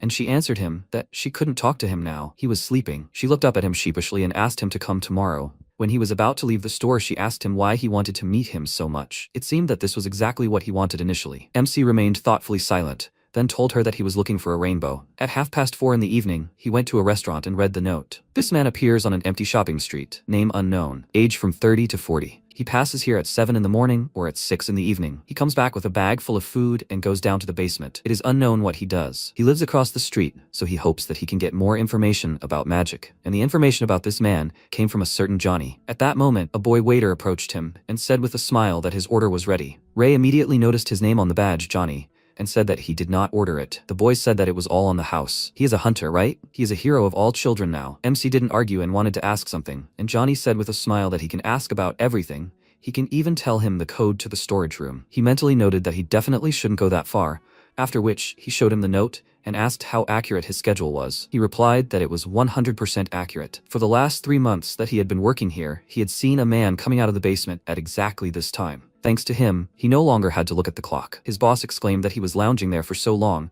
and he apologized to Ray, saying that he had to run. If he needed anything, he should just call him. After that, he ran to work further, and MC, looking at the clock, thought that there was about an hour left until 6 in the evening. He decided to wait in the restaurant and started eating. Soon his plate was empty. He began to sip a cocktail, looking out the window, and finally noticed him, the man, walking past the restaurant. He has the same ring, and his vessel is encircled by 2 rings, so he is definitely a magician. He immediately ran out of the restaurant, thanking Joni for the food, and went to the entrance to the basement with the thought that this man was leaving the house for about an hour, during which time he needed to find some clues. He went down, but as he thought, the door was closed. But he can't leave now. He needs to find a way to get inside. Suddenly his mana reacted. The lock must have been magical. His mana penetrated the keyhole, and then there was a clicking sound. The door opened. He entered the house and looked at his hand, wondering how he did it at all, but he decided to think about it later. For now, he needed to focus on the search. He needed to find as much information as possible about this magician. He looked at the crumpled sheets of paper near the trash can and unfolded one of them. This was the man's letter to his boss. He wrote something about the strongest flame in his life, and about a bloodstone that could make him stronger, and the number 66. He remembered Cedric telling him about the 66 orphans. The head of the organization promised them that he would take them in if they fulfilled the condition with the 66 people. He wondered if this was what he told Cedric about. Judging by what was written here, this man had been kicked out of the organization. He felt something. Bright red mana was flowing out of the box on the table. He opened it and saw many red stones inside, the same as the ones on Cedric's ring. This must be the bloodstone that the letter talked about. The mana was still the same, but unlike the mana in space, this stone was able to attract everything to itself. What would happen if he used magic with it? A fire immediately burst into flames in his hand. It was the scarlet flame he had ever created, and it usually takes longer to create. Suddenly he heard footsteps coming from the entrance and put out the flame, thinking he was already back, but it hadn't even been 15 minutes. A few seconds later, the door to the house swung open. A man named Walter froze on the threshold, after which he walked up to the table and said that he can't believe that he forgot his wallet. He's getting dumber every day. His boss didn't kick him out for nothing, but he doesn't need to worry. As soon as this is all over, he'll be back in the organization. Ray, meanwhile, was hiding behind the front door. The man walked past him and left the house, quietly muttering that he needed to buy more food. Now he won't be leaving the house so often. MC thought he was leaving again, but Walter stopped for some reason and said that he seemed to have forgotten something. Right after that, he looked behind the door and with a smirk said that he forgot the rat poison. Ray quickly swung his weapon. Walter stepped back and slammed his hand on the wall, calling the protagonist a freak. He angrily removed his hand from the wound and asked, "Who is he?" He thought it was an assassin from the organization. But here's some kid. Walter irritably thought it was a curse. He started bleeding. Ray quickly ran towards the enemy and asked, how did the enemy even open the door? The protagonist decisively raised the dagger and thought that he would make the enemy tell him everything he knew. He stopped instantly in surprise. Walter squeezed the dagger in his hand and wrapped it in mana, saying that the protagonist is disobedient. MC dares to point a knife at an adult? Walter looked at the weapon with fury and asked, and why is the protagonist so strong? Ray instantly jumped back, tearing the weapon out of the enemy's hand. He thought that the enemy had now focused mana into the hand holding the blade. The enemy used magic to avoid the cut. Walter raised his weapon in rage and yelled that he had decided to spare MC because the protagonist was still a child. But now the protagonist was definitely finished. Ray looked at the enemy's weapon and wondered, was he also capable of such magic? Walter angrily pointed the weapon towards the protagonist. Drops of blood splashed to the sides. Walter froze in surprise and asked how the protagonist learned to use magic. Ray stopped the enemy's weapon by enveloping his hand in mana. Walter thought that he clearly remembered the combination of colors that MC had just used. After a while, Walter, while delivering attacks, wondered what the matter was. Metallization is a unique magic skill that he came up with. The protagonist instantly dodged the enemy's blow. He rushed forward and delivered an attack with a dagger to the enemy's side. Walter gritted his teeth in pain and grunted. Blood gushed onto the floor and he sank to one knee. He grinned madly and exclaimed, breathing heavily, that he was right. The protagonist must have been sent by the boss. Walter had heard that among the killers, someone knew how to copy magic techniques. The dagger instantly pierced his hand and Walter screamed in pain. Ray took the weapon out of his hand and thought that he needed to lower his voice so as not to give himself away. He clarified that he wanted to ask about a lot of things. Walter laughed and replied that he didn't think that the legendary killer would be so young. MC thought that he had known for a long time that he couldn't talk normally to people like that. If he couldn't get at least some information out of him, he would get rid of him right then and there. Walter laughed terrifyingly and said that he would do everything to make the boss see what he was really capable of. He would burn the protagonist alive. Walter stood up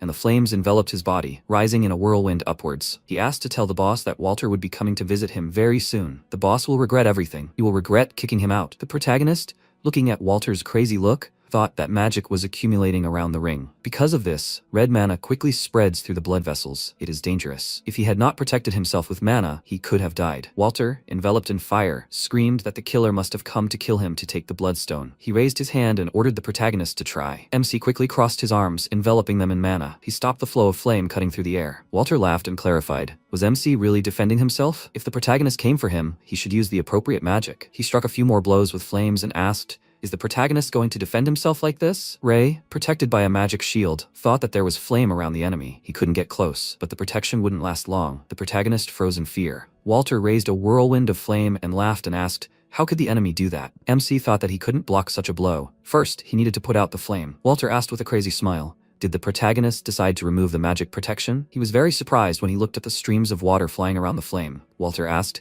did MC just use two types of magic at the same time? Ray resolutely covered his hand with water. Walter asked in fear, is the protagonist using a water element? Is MC really not a killer? Ray directed a huge stream of water towards the enemy and put out the flame. After a while, the water was splashing in the protagonist's shoes. He looked at the blood flowing from his nose and thought that these were the consequences of using magic at full capacity. The fiery power of magic was amazing. The mana in the ring flowed calmly, but the speed of color mixing was amazing. This Walter is very strong.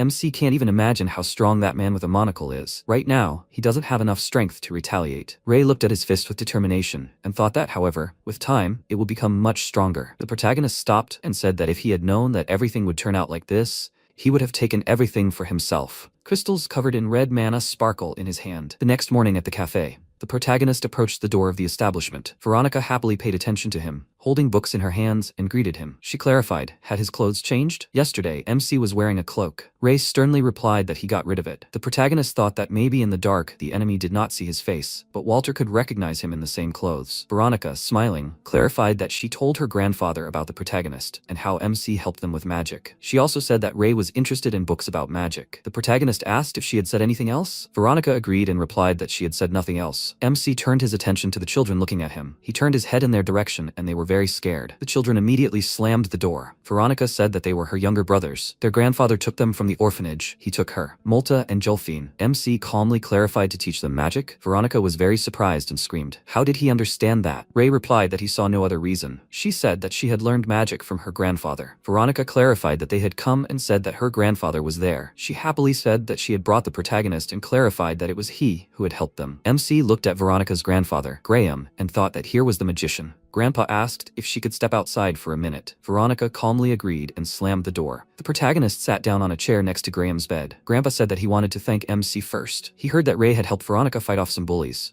It was his job, but as the protagonist could see, he wasn't in the best of shape. MC noted that it wasn't that hard. Ray noticed and thought that Graham had 4 colors: red, anger; orange, calm; yellow, excitement; green, shame; blue, indifference; and blue, sadness. It's hard to feel all of these emotions at once, so it's not mana, but rather the colors of the vessels themselves. Countless streams of emotions experienced over the years have left traces. It's hard to pinpoint each emotion like that. Graham noted that he heard the protagonist wanted to know a lot of things. MC said that he had been looking for a mage for a long time. Graham clarified that Ray was a mage too, right? According to Veronica, the protagonist is quite good at magic. MC replied that he still doesn't know much. Graham smiled and noted that the protagonist must not be from around here and asked where MC is from. Ray looked sternly to the side and said nothing. Graham said that it seemed that the protagonist had a rich life story. If MC doesn't find it difficult to answer his question, then maybe they should play a game. He raised his hand and created mana flows around and said that the winner of each round can ask the loser a question. Ray was very surprised, and the magician noted that the protagonist's quick reaction indicates that MC is a very sensitive person. Graham asked if the protagonist feels the mana flow between them. Ray agreed in amazement and thought that he not only feels but also sees. Graham thought that the protagonist's expression had changed. He said that different types of magic require different elements. When elements combine, new ones are formed. There is a support element between them now. It is necessary to maintain the constancy of conditions without the influence of external factors. Because of this constancy, such elements are the most difficult to control. MC clarified, and what about the other element? Graham was very surprised by this question. He screamed with great concern. The protagonist feels not 1, but 2. Ray agreed and thought that there is a gray element and a dark gray. These are obviously 2 different shades. Graham laughed and put his hand to his forehead. He thought that he could have avoided going to orphanages. The protagonist immediately identified the elements of support and continuation, which an ordinary mage would not be able to do in his entire life. How cruel is fate. He has so little time left, and Graham has only now found a real talent. The protagonist asked what the name of the second element was. Graham replied with a grin that it would be boring if he told him right away. If the protagonist wins the game, he will find out. It's simple. Here is a sphere of 2 different elements. Graham asked MC to try to pull the sphere towards himself. The winner is the one who ends up holding the sphere. To be fair, they can initially place the sphere closer to the protagonist. Ray thought that it would be difficult to defeat such a skilled magician, but he thought that it was not impossible. He noted that it sounded interesting and announced that they were starting. Graham agreed, and the protagonist tensed up. MC was very surprised to see how the sphere instantly pulled itself to the magician. He instantly fell into a stupor and thought that the magician was very fast. Graham, confidently holding the sphere in his hand, said that he would ask the first question. Who did the protagonist learn magic from? Ray answered that he did it on his own. Graham, amazed, said that the protagonist never ceases to amaze him. MC wondered if this was such a rare occurrence. The magician clarified that he would answer if Ray won, because this was also a question. The protagonist decisively raised his hand and suggested moving on to the next round. After a while, Graham laughed happily. He raised his hand with the sphere and said that he won this time too. The outcome of the game depends solely on the ability to manage mana. The protagonist irritably put his fists on his knees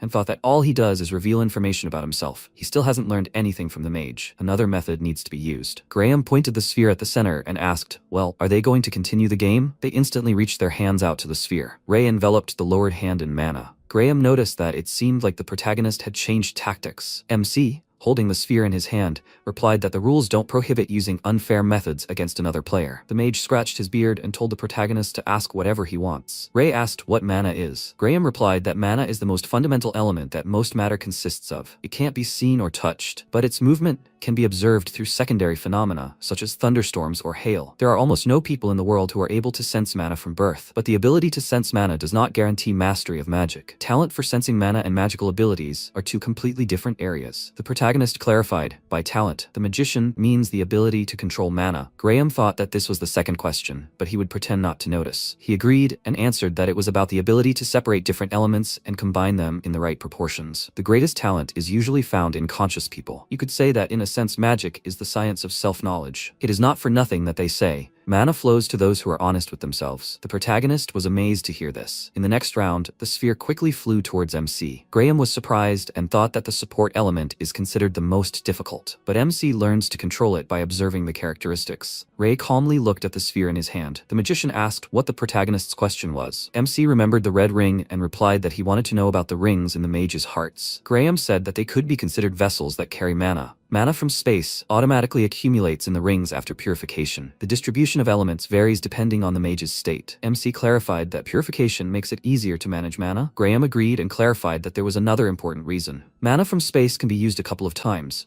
but if you do this constantly, magical poisoning will begin. Usually the reaction occurs immediately as the mage uses unrefined mana. Drowsiness or dizziness may begin. A person cannot stop laughing or, on the contrary, tears of bitterness. Some may even reach anger. Each person has their own symptoms of poisoning. If the symptoms accumulate, everything can lead to mental illness. The protagonist was surprised and wondered if mana really affects emotions somehow. Using unrefined mana can lead to madness. Then it's clear why he did not have poisoning. MC simply felt nothing. He remarked that if someone could use mana from thin air without being poisoned, it would be good. Graham agreed and said that it was unique. However, he had never met anyone like that before. If such a person existed, they would be incomparable to mages who used purified mana for safety purposes. There was simply an infinite amount of mana in the air. The mage asked what the protagonist was dreaming about. MC asked, in a dream or something? Graham disagreed and replied that he was not talking about that. He was talking about what Ray would like to become in the future. The protagonist looked down sternly and said that there was something. The mage asked what it was. MC replied that he would like to kill someone, and he would like to save someone. The mage remarked that he had often heard of the first wish, but never heard of the wish to save someone. Graham sternly asked if Ray would like to learn magic from him. The protagonist was stunned and wondered why a mage with 4 circles would teach an orphan from the street. He didn't understand why the mage needed anything from him. Graham clarified that he didn't need anything from MC. Ray confidently agreed and replied that he would like to. The mage grinned self-confidently and crossed his arms. He asked Veronica to come in. She opened the door sheepishly and said that she hadn't been eavesdropping. The grandfather replied that he knew it. He knew what kind of girl Veronica was. The grandfather asked her to sit down. Graham asked if she remembered why he took them from the orphanage. Veronica replied to pass on the knowledge by inheritance. The grandfather agreed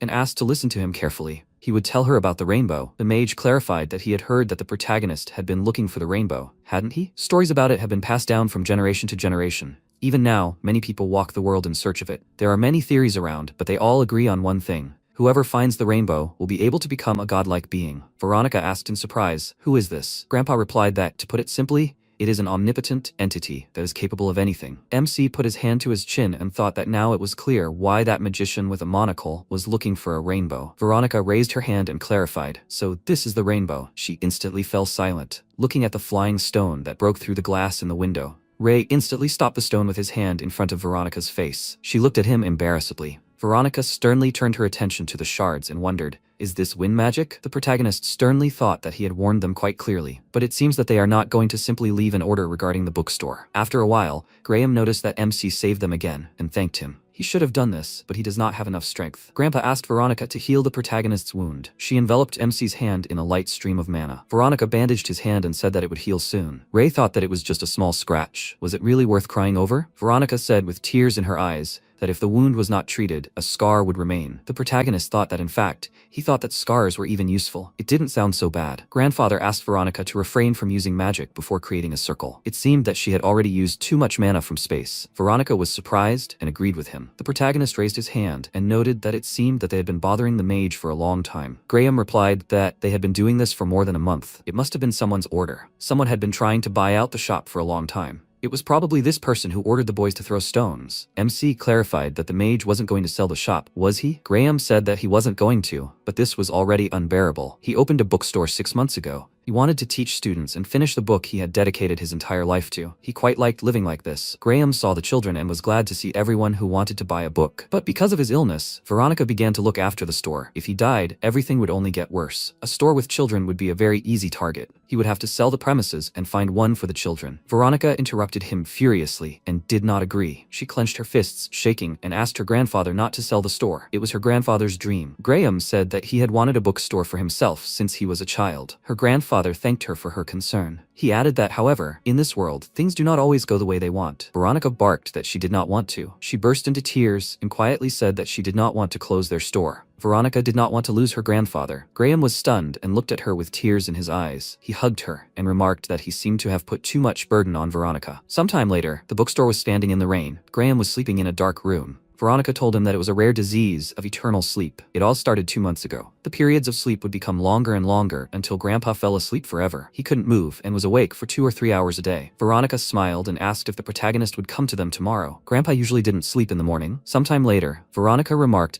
that it was good that her coat fit MC just right. She smiled goodbye and said that they would see each other again. Ray stopped at the door and remembered Josephine crying. He turned his head to the side and thought that he could not understand someone else's sadness, but he knew how to help a person. The protagonist asked her not to worry and said that everything would be fine. Veronica, embarrassed, fell into a stupor and lowered her head. She, wiping away her tears, thanked him. After a while, MC looked away while walking in the rain and wondered where they had gone. The 8th Street, where the store was located, belonged to the Zephyr gang. Those kids must have been from there. Did they all return to shelter because of the black rain? Ray was going to deal with Zephyr, but his plans would have to be postponed. He quickly ran through the puddles. The protagonist thought that he would first find Philip. He had connections with different groups, so Philip would help arrange a meeting with Zephyr. MC instantly stopped. He turned his head to the side and noticed people in robes looking out the window. Ray thought it was Cedric's gang. What are they doing here? A gang member asked irritably. When will it be over? A comrade clarified that the gang member knew their boss. He won't sleep until the morning. The protagonist used mana and looked into the container. He saw Cedric raise his fist in anger with the intention of attacking the man. MC thought that Cedric was in the container and inside with him. He instantly fell into a stupor and stopped thinking. At the same time in the container, Cedric angrily called him a narcissistic freak. He raised his fist and yelled that even looking at Philip was unpleasant. Screams were heard from behind the door. Cedric looked away irritably. The protagonist kicked the door down with great force. There were many wounded gang members lying behind him. MC turned sternly to Cedric and the boss was very surprised. Cedric smiled and asked, "What's wrong? Does MC have business with this guy?" He pointed at Philip, who was sitting on the floor. Philip was breathing heavily with a bloody face. Ray looked at him and wondered if Philip was out cold. He didn't have to be his loyal business partner, but Philip had helped him many times. The protagonist always repays his debts. That's his principle. Cedric smirked and noted that MC definitely lacked patience. Their duel was only tomorrow. He furiously enveloped his body in mana and asked, "Does the protagonist want to fight now?" Ray didn't answer and thought that Cedric had changed. The mana in both the vessel and the ring had increased. It felt more obvious than before, as if the opponent had become stronger because he didn't take off the ring. The protagonist said that he didn't come here to fight. He just heard something. What did Cedric do to Philip? Cedric was surprised and asked, "Does MC know him?" So this bastard was looking for the protagonist? They were going to make some weird deal? That's all this idiot is good for. Cedric got really angry and added that Philip follows the strong like an animal. He quickly jumped towards Philip with the intention of attacking and yelled that he was getting sick just looking at him. Ray instantly dug his nails into the opponent's chest. He threw Cedric aside with great force. The opponent slid across the floor. Cedric gritted his teeth in anger and raising his fist covered in mana jumped towards MC. Ray calmly turned his attention to the opponent's approaching fist. He instantly stopped Cedric's fist with his hand. Cedric ordered the protagonist to leave and clarified that this was none of MC's business. Ray asked why the leader was doing this. Cedric got really angry and tearing his fist out of the protagonist's grip yelled that MC knows. He finds it so unpleasant to look at the weak that he can't restrain himself. The protagonist asked if Cedric didn't like weak people. The leader put his hand to his face with a terrifying look and replied that he despised them. He didn't like the sight of them. The MC pointed out that this was no reason to hurt anyone. Cedric punched the wall and made a dent in it. He ordered Ray to leave him alone right now. Unless the protagonist wanted to join Philip, he would show the MC what happened to those who invaded his territory, and this freak would become an example. Ray remained silent and thought that if he used the gem now, he could easily resolve the situation. Although he didn't know what side effects might occur, so he couldn't use it. The protagonist pointed out that he didn't understand. If the leader was talking about examples, then there was a much better option. Cedric was surprised and asked what that meant. The MC calmly crossed his arms and replied that he said that if the leader wanted to make an example out of someone, then there was a better option. Cedric asked not to play with him. Ray clarified that based on the leader's words, Cedric was going to kill Philip, but if no one would see the leader do it, then what's the point? If he were Cedric, he would do it in front of witnesses. Wouldn't that be much more effective? Cedric was stunned and thought that it would definitely be much more effective. He scratched his chin thoughtfully and remarked that it was a good idea. Ray said that if the leader was going to kill Philip, it would be better to do it on the day of their duel. The strongest people in Sector 49 would be watching. Cedric remarked that it was a good idea, but what if Philip escapes? The protagonist asked him not to worry and said that he would take care of it. Cedric smirked and agreed, saying that MC looked like a man who was responsible for his words. He walked to the door and added that he was sure Ray wouldn't do that. But if the protagonist unties him or Philip runs away, MC will take his place. The door slammed shut instantly. The protagonist quickly ran up to his comrade. He knelt down in front of him and asked, "Is Philip okay? Can the comrade talk?" Philip shook heavily and groaned. MC thought that the comrade was worse than he thought. Sometime later at night in the rain, Chris heard a knock on the door and asked, "Is it really so late?" He opened the door with his eyes closed and asked, "Don't the guests know that they are closed on days when it rains black?" Chris opened his eyes and was stunned. The protagonist holding Philip on his back stopped at the entrance. He sternly asked Chris to help. Sometime later, MC was sitting on a bench. He turned his head to the side and the man said that Philip had woken up. The protagonist entered the ward to his comrade. He, sitting by the bed, noticed that Philip looked better than he thought. Philip replied that it was all thanks to MC. He was told everything, that Ray brought him here on his back. Philip thanked his comrade. The protagonist clarified that he was glad that his comrade survived. Philip smiled and MC asked why Cedric attacked his comrade. Philip raised his hand and replied that it all happened unexpectedly, so that he could send the kids from his hotel to the shops on their part of the street after MC took control of it. Philip decided to investigate and eventually came across Cedric. He wrote down that there were only 4 small bars and 2 large restaurants. The protagonist noted that he thought that his comrade was afraid of everything, but Philip turned out to be brave. Philip said that he was afraid of everything, but sometimes you need to overcome your fears. MC clarified, and when is that? Philip smiled happily and exclaimed that it is obvious when it is possible to benefit from it. Ray thought that his comrade was saying that it was for the sake of benefit, but his vessel is colored more pink than gold, material. Why is Philip so persistently collecting money? The protagonist noted that it seemed like the comrade knew Cedric. Philip scratched his neck and said that he guessed MC found out after all. He wasn't hiding it on purpose or anything. He and Cedric were friends when they were younger. They were 2 kids running around the street, but one day they managed to find permanence. Then Philip found this hotel. He remembered the past. Philip happily raised his fist and thought that they were finally able to open a hotel. He called out to the comrade and asked what Cedric would say. The comrade likes it, right? Cedric got angry and asked, are they animals? How much longer will they have to hide here? Philip came out of the memories and continued that Cedric was always unhappy. Or rather, the comrade was always angry. After work, Philip trained with special obsession, and 6 months later, Cedric left the hotel. After that, the comrade constantly got into street fights, going crazy. The protagonist said that he didn't think that training alone would have helped him win. Philip agreed and replied that Cedric always lost anyway. The difference in physical strength with the street guys was too great. MC added that then the situation suddenly changed. Philip was surprised and said that the protagonist was right. Suddenly, Cedric became very good at fighting. More precisely, he suddenly became very strong. Ray thoughtfully put his hand to his chin and asked, did Cedric always have a ring? Philip remembered and looked up and clarified, comrade, about the ring that Cedric has been wearing lately? He thinks that Cedric started this after he became the leader of the gang. The protagonist asked, Cedric wasn't always so cruel, was he? Philip was stunned and thought that MC was frighteningly well informed. He agreed and replied that Cedric had changed a lot when he left the hotel. MC wondered if perhaps when Cedric was wandering the streets he had met the man from the basement, if he had given Cedric the ring. Philip interrupted MC's thoughts and added that since then, Cedric had stayed away from him. Even if he called out to his comrade from afar, Cedric would ignore him. Sometimes his comrade looked at him with disdain. The protagonist thought that this pink color was sadness and melancholy. Philip, holding back tears, said that his comrade tried to kill him. MC asked if his comrade wanted to talk to him. Philip became excited and asked, talk to Cedric? Ray noticed that Philip said that Cedric was his friend. Philip doesn't want to make peace with him? His comrade looked down thoughtfully. He resolutely raised his fist and exclaimed that of course he does, if it's possible. The protagonist crossed his arms and asked Philip to come to the fight with him then. Once Philip finishes, he will have the opportunity to talk to Cedric. Philip turned to Ray, hopefully. He instantly fell silent and thought for a moment and said that it was impossible. He can't. Only those who are connected to the 3 great gangs can get in there. Someone like him can't just walk in there. MC asked his comrade not to worry about it and clarified that he told Cedric that he would bring Philip with him. The comrade sighed in relief and exclaimed that he could not believe that the protagonist had gone so far for him. He thanked the comrade and Ray replied that there was no need for thanks. After all, if the protagonist loses,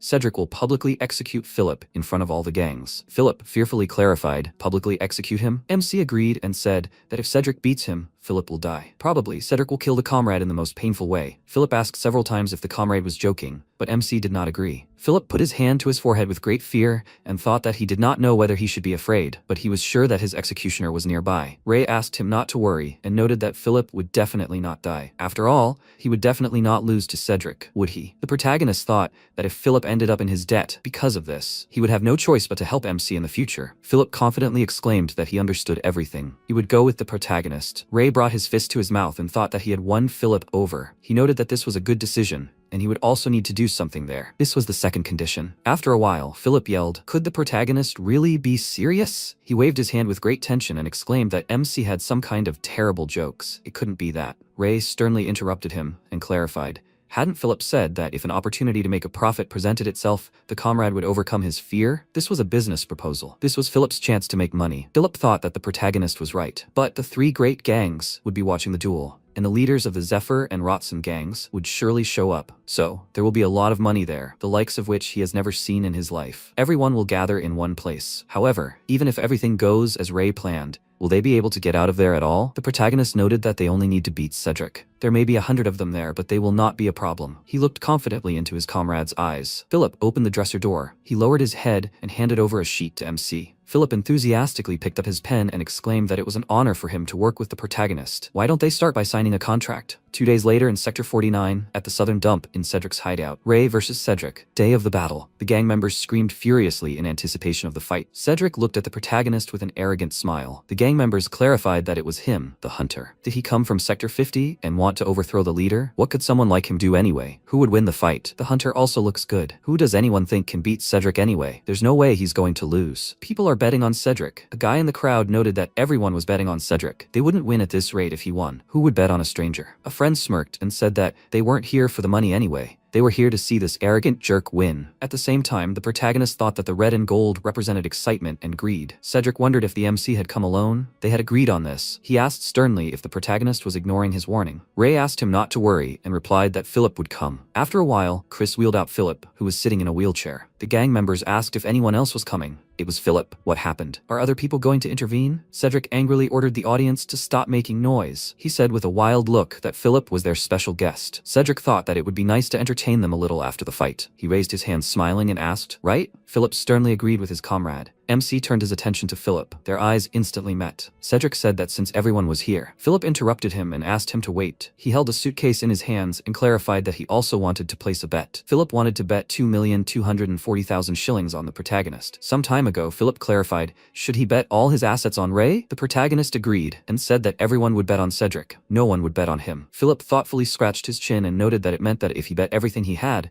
everyone would start betting on MC out of greed. At this point, the audience screamed that Philip made an insertion. How much did he bet? He will also bet on Cedric. The audience quickly ran to bet all the money on the leader. Cedric irritably clarified, the protagonist told Philip to do this? MC answered that almost, and Cedric exhaled with fury. Cedric grinned madly and noted that it would help him. He will always be glad to MC if Ray brings him money. The audience screamed. What is the host doing? They ordered him to ring the bell. The host tensely screamed that he was ringing. Cedric quickly headed towards the protagonist with the intention of attacking and ordered him to die. He struck with great force, but MC instantly dodged. Ray thought that the opponent had become even faster. However, Cedric can hardly compete with Humphrey. He will break his arm in one movement. The elbow of the protagonist approached Cedric's arm. The enemy swung his arm with great force and threw MC aside. Cedric laughed and exclaimed that Ray really fights well. He smiled madly and yelled that the protagonist is fun. That means MC can be fought to the death. Cedric quickly ran towards the protagonist. He raised his legs, smiling, with the intention of striking. MC resolutely raised his fist. He struck, but the enemy managed to dodge. The audience joyfully yelled that they had both gone crazy. They fight very well. Philip thought that neither of them would back down. They would prefer to turn everything to ashes. Cedric furiously ordered the protagonist to die. He quickly turned around and struck with his leg, but MC instantly ducked. Ray thought that meeting his attacks directly was a waste of energy. He needed to strike the enemy. He rushed forward, grabbing Cedric. The protagonist noticed something. Cedric angrily broke free from his grip and yelled that MC is a freak. The protagonist thinks that he will let him do whatever he wants. Cedric dug his nails into MC's shirt. Ray threw his opponent towards the flames with great force. The spectators exclaimed in fear that with such force it is possible to break all bones. Where did he get so much strength? Is this even possible? The hunter is better than they thought. Cedric was knocked down. Is he really going to lose the battle? Cedric angrily slapped his hand on the ground and rose up. He enveloped his body in mana and called them freaks. Cedric yelled with great anger that he will never lose. He angrily ran towards the opponent and called out to Ray. Cedric swung his fist and struck, but the protagonist instantly dodged. MC thought that the opponent was hitting hard. It won't end that easily. Ray crossed his arms and remembered the past. Niles said that usually the deciding factor in a fistfight is weight. The protagonist came out of his memories. Cedric delivered a powerful punch to the protagonist's hands. MC thought that he could not completely block the force of his blows with a protective barrier. He fell into memories. Niles said that, however, there was a way to overcome the difference in weight. MC asked what it was. Niles raised a finger with a smile and answered that it was a grab. Ray came out of his memories and brought his mana-covered hands to the opponent's body. Cedric was very surprised, and the protagonist instantly grabbed his neck with his hands and threw himself back. MC fell to the ground and grabbed the opponent's neck with his hands. Cedric furiously called Ray a freak. He shouted and ordered him to let go. Ray calmly asked the opponent to give up already and accept defeat. Cedric clenched his teeth in irritation, and the ring on his finger sparkled, releasing mana outward. He instantly stood up and screamed. The protagonist thought that at this rate the opponent's body would not withstand it. Mana spread around the finger, and Cedric lost control of himself. MC quickly threw the opponent to the ground. He took the ring off his finger, and the audience asked, did Cedric pass out? So Cedric lost? He's not getting up. It's over. So the gang leader is a hunter now? What about their money? And a gang member bet such a sum on Cedric. The protagonist thought that Cedric would not be able to move for at least a couple of weeks. Philip called out to the protagonist. The MC grabbed the box of money and said he would hold on to it until the end of the fight. Who knows what kind of tricks he might pull. Philip thought the protagonist was here for the money. Cedric stood up in rage and yelled that it was not over yet. He barked, breathing heavily, that he was not losing. He was not weak. A spectator threw a can at Cedric's head and yelled that the leader had lost. The gang members threw garbage at him and yelled that they had lost all their money because of Cedric. They had lost so much money because of him. They called him a disgrace and ordered him to leave. Cedric covered his eyes with his hands in fear and said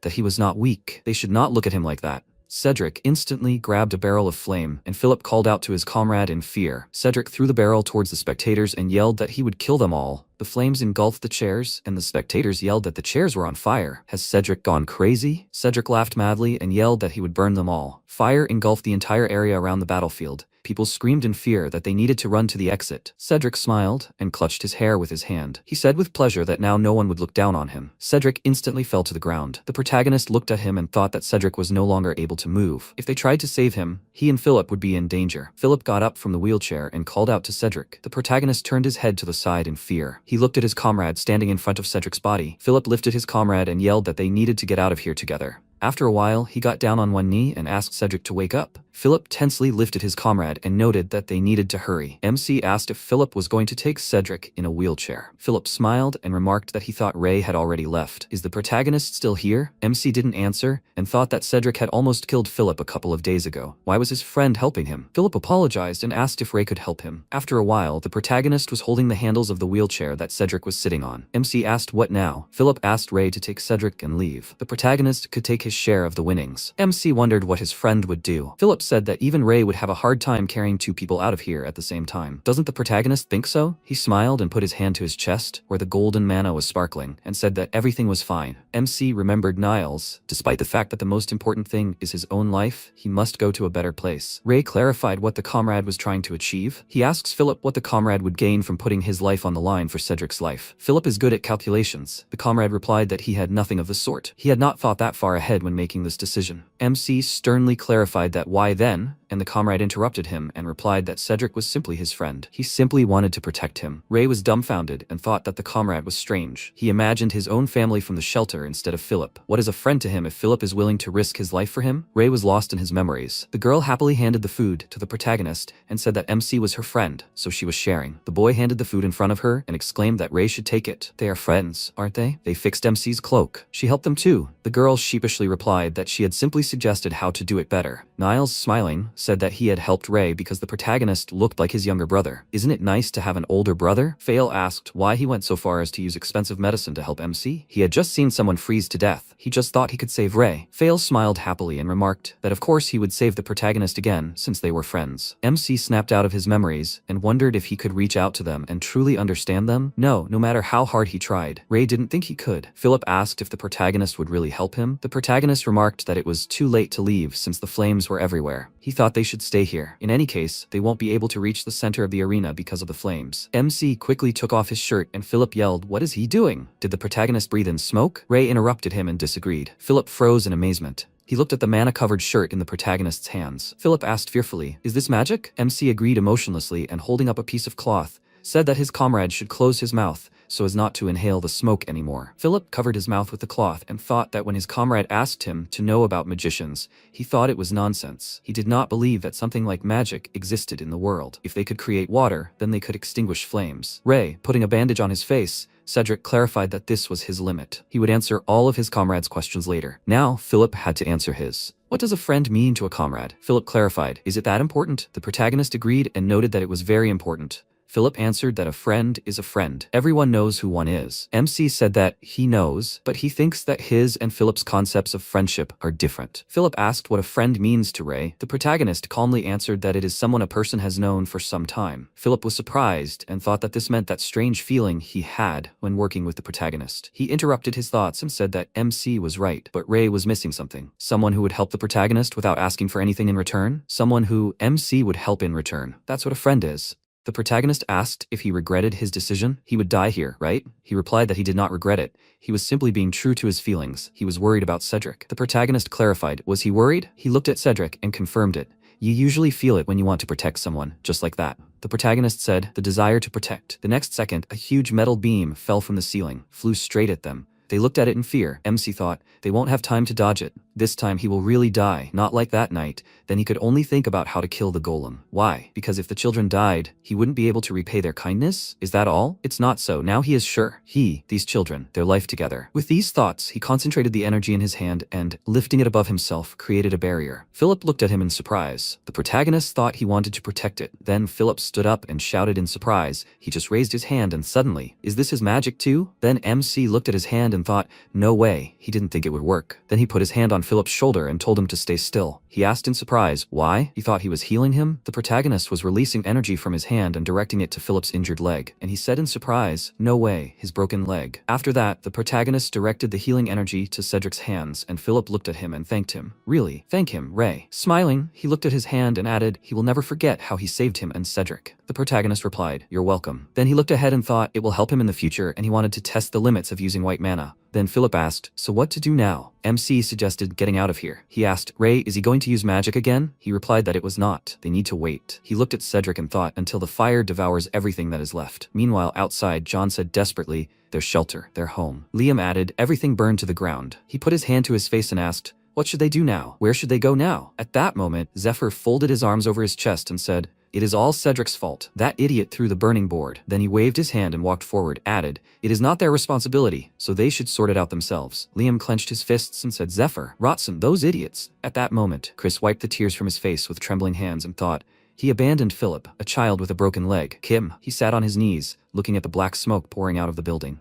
Tears streamed down his face, and then he pointed his finger forward and shouted, there! The protagonist came out of the house. Liam shouted in surprise, it can't be. Hunter, alive? Got out of the flames unharmed? The next second, the protagonist began to warm up the joints of his hand and looking at them, he said, if they were going to attack, then they should attack all at once. He can handle them all. The next second, the children knelt down, looking at him. After a while, several guys looking out from above asked, are the children gathered there? Philip, isn't this Cedric's gang? MC, walking forward, told the others to stay put. They should not move until they receive orders. Then Philip, turning to him, told him to wait. Can he wait a minute? The protagonist looked at him in surprise, and then Philip turned his gaze to Chris and asked, is he not coming in? Tears rolled down his face again, and he said, but Philip, he left him and ran away. How can he? He replied that everything was fine. He would have done the same thing. He didn't blame him. It was his home. Chris ran into his arms and said that he was really sorry. He ran away because he was scared. Philip looked at the main character and hugging Chris said, everything is fine. Then he asked, Ray, can he come with them? He thought, this is Philip's hotel. Why is he asking him? Then he answered, as he wants. Philip thanked him, and then they went to the entrance, and Philip said, he is so generous. Looking after them, Liam asked in surprise, did the hunter also run the hotel? Daniel scratched the back of his head in surprise and asked, did he take back the guy who abandoned him? Maybe they can too. After a while, the children asked, Philip, is he feeling better? Did he win the duel? He answered, guys, they need to take care of the wounded man first. They asked, who are those kids outside? Cedric? Then one of the people present approached Cedric and told him to get help. He was in a really bad way. He really didn't look well. Then Philip said, now they should go their separate ways. He would explain everything later. He thought, the infirmary was on the second floor. How could they move him there? MC told him to go away, and then picked up Cedric and walked forward. After a while, they sat down at the table in the infirmary. Philip, turning to Ray, asked, can I ask you something? About what he saw during the fight. The protagonist said, that's right, he can use magic. He answered, I see. He rested his chin on his hands and thought that Ray didn't like to talk about himself. There was no need to pressure him. After that, the protagonist put the box on the table and said that they needed to sort out the money. He answered, exactly. The protagonist, counting the money, said, the total bet was 4.24 million shillings. That was his share. Philip said, that's right, he's good at counting. Then MC said he still wanted to ask for something. He asked what? The protagonist held out a stack of money and said, their shelter burned down. He wants him to find a new place. If this money isn't enough, he should just say so. Philip adjusted his glasses and said, Ray, of course he'll find them a new shelter, and he'll need to buy stuff to set them up. He can't take this money. He wondered why? He said, because the distribution was wrong, he should take much more than he did. It was all thanks to him. The protagonist asked why he said that. Then he held out the stack of money again and told him to just take it. Philip pushed the stack of money back and said he can't. Then MC slammed his fists on the table and said he really didn't understand. Philip thought he was angry. The protagonist looked at him and thought he could feel not only gold mana but white mana as well. Fear and anxiety. Then he asked, is he worried about him? He was surprised, huh? Worried? About who? About him. He is the strongest among the kids from Sector 49. The ones to worry about are the ones he can beat up. Then he put his hands in front of him and smiled and said, he is not worried about him. He just thinks that they should split the money properly. He said that he does not understand. What benefit does he get from this? He asked in return, how about we look at it like this? He is investing in him. He was surprised. Investing? He confirmed it. It will pay off in the future. If he uses this money to make his gang stronger, the hotel will be able to operate more stably. Then MC said that he understood. Philip said, okay, continue. At that moment, a guy ran into the infirmary and shouted, they have a problem. Zephyr and Rotson have teamed up with those people. After a while, Philip ran down the hallway and looked at the protagonist who was running next to him and shouted, they didn't call off their men but left observers at different points. Zephyr and Rotson must have been talking about money. The protagonist replied, he knew. He was surprised. What? Why didn't he stop them? The protagonist put his hand on the door and said, sooner or later they were bound to face both gangs. Philip asked, but he won the fight, right? He asked back, Philip, what did he say earlier? The investment will pay off. He was surprised. Dividends? Why is he talking about this now? The protagonist opened the doors, letting in beams of bright light and said that they would soon receive these dividends. They went outside and Zephyr said, he finally crawled out of the shadows. So it's true that he's alive? Rotson put his hands on his waist and said, he thought he burned in that flame. Zephyr grinned and put his hand forward and said, that doesn't make sense. How did he survive? Dozens of people were injured by the fire. Did they set the factory on fire on purpose to take all the money? Philip, they weren't stealing from each other, were they? Damn, really? He was so disappointed. What's the point of shaking the air? They should just dump all the money and they'll quietly leave. Philip thought, what nonsense. He said it. And then the MC walked forward and said, okay, they can take it. With that, he put his hand in his pocket and then threw some gold coins towards them. He said, here's their share. Zephyr, angry, shouted, idiot. Then the protagonist beckoned to them with his fingers and said, if they want the money, they should take it. That's how business is done on the street. Zephyr clenched his fist and shouted, idiot. Then the protagonist told Philip to go to the hotel. He turned around to the exit and ran, shouting, got it. Zephyr pointed his finger forward and shouted, damn, take them. He took the pipe in his hands and ran to attack. He shouted, he shouldn't show off. Stranger. The protagonist thought, as Philip said, he's not in the best shape now, but it doesn't matter. He took out the ring and put it on his finger and thought, because he has this. The next second, he punched the attacker's weapons, destroying them. Rotson looked in surprise at the broken part of the bat with nails. Zephyr, looking at the bent pipe, shouted, what the hell? Then MC grabbed their faces and slammed their heads into the ground with a powerful jerk. He continued to punch while the others looked at what was happening in surprise. After that, the protagonist looked forward and asked, what are they? Not going to attack? They shouted, he should shut up, idiot. Forward, attack. He's exhausted. They ran to attack, and the protagonist, swinging his fists in different directions, threw the attacker's back. He punched again, grabbing people by their clothes. At this moment, Leanne, hiding behind a box, asked, the hell? Is he crazy? How many people has he defeated by himself? And he is still standing? Daniel, who was sitting next to him, said sheepishly, he is incredibly cool. He was surprised. What? He should stop doing this. Their boss is Cedric. Daniel folded his arms and confirmed it, but he lost to the hunter. Honestly, he has already pissed everyone off. They are all talking behind his back about how selfish he is. The others agreed. I mean, yeah, it's true. He added. He even felt some relief when the hunter beat him. The others agreed, and they did too. He added, when he gets angry, dealing with his hysteria is just unbearable. Maybe it would be better if the hunter became their boss. At that moment, one of the hooligans pointed his hands forward and shouted, split into two teams. Break down the door to the hotel. MC thought in surprise, what? He held one of the attackers by the clothes and looking to the side, shouted, stop them. Several guys ran forward and the main character screamed loudly. Daniel asked in surprise, stop them? Then he ran out from behind the boxes and shouted, this is the hunter's order. Forward. Several more guys ran after him, and Liam looked out from behind the boxes and asked, what? Daniel put his hand forward trying to grab the guys and shouted, get them. He was surprised. What are they doing all of a sudden? The hunter is the enemy. He laid out their boss, Cedric. Daniel hit him in the face and shouted at him to shut up. From now on, their boss is the hunter. He put his hand to his bruised cheek and asked, is he saying that they should consider the stranger their boss? Screams were heard around. Block the door. Philip with the money inside. The hunter said to block the door. They must break it down if necessary. We must protect it at all costs. At this moment, Philip was watching what was happening from above. He said he couldn't believe Cedric's gang was helping. What the hell? What had gotten into them? Then his eyes widened in surprise as he saw several kids pick up a concrete pipe. They were yelling, forward. John, seeing this, yelled in surprise, they've lost their minds. The attackers yelled, move away. They pointed the pipe straight at the door. Then MC grabbed the pipe and one of them yelled, did the hunter stop the pipe? He was standing behind them, right? They kept holding the pipe and yelled, I don't care. They just have to push. They'll take him by force. Yes, there are more of them. The protagonist then pointed the pipe to the side. They were yelling, hold on. He then swung the pipe sharply, throwing away those holding it. Philip, continuing to watch what was happening, put his hands on the window and smiling said, unbelievable. The protagonist then threw the pipe to the side and looked at the attackers. They ran in the opposite direction in fear and shouted that they had to run. They couldn't win. MC put his hand to his chin and thought that he had reached his limit. And then he heard shouts. The hunter is awesome. Huh? Mr. Hunter. He should show respect. Yeah, he's the boss now. They won. Ray? He looked at them and thought that he had never seen such a color before. What kind of emotion was this? He didn't know. But this feeling wasn't bad. With these thoughts, but he fell to the ground exhausted. Philip ran up to him and crouching down next to him shouted, Ray! After a while, the protagonist woke up. Looking around in surprise, he asked, where is he anyway? Walking further, he asked, is this a dream? He usually doesn't dream. Then he saw a mountain of towering garbage. He climbed to the very top and looked ahead at the brightly shining sun. He said, white light in a black and white world. He stretched out his hand and thought that he had a very strange feeling of confidence. This color was originally white. The next second, the black and white space began to crack,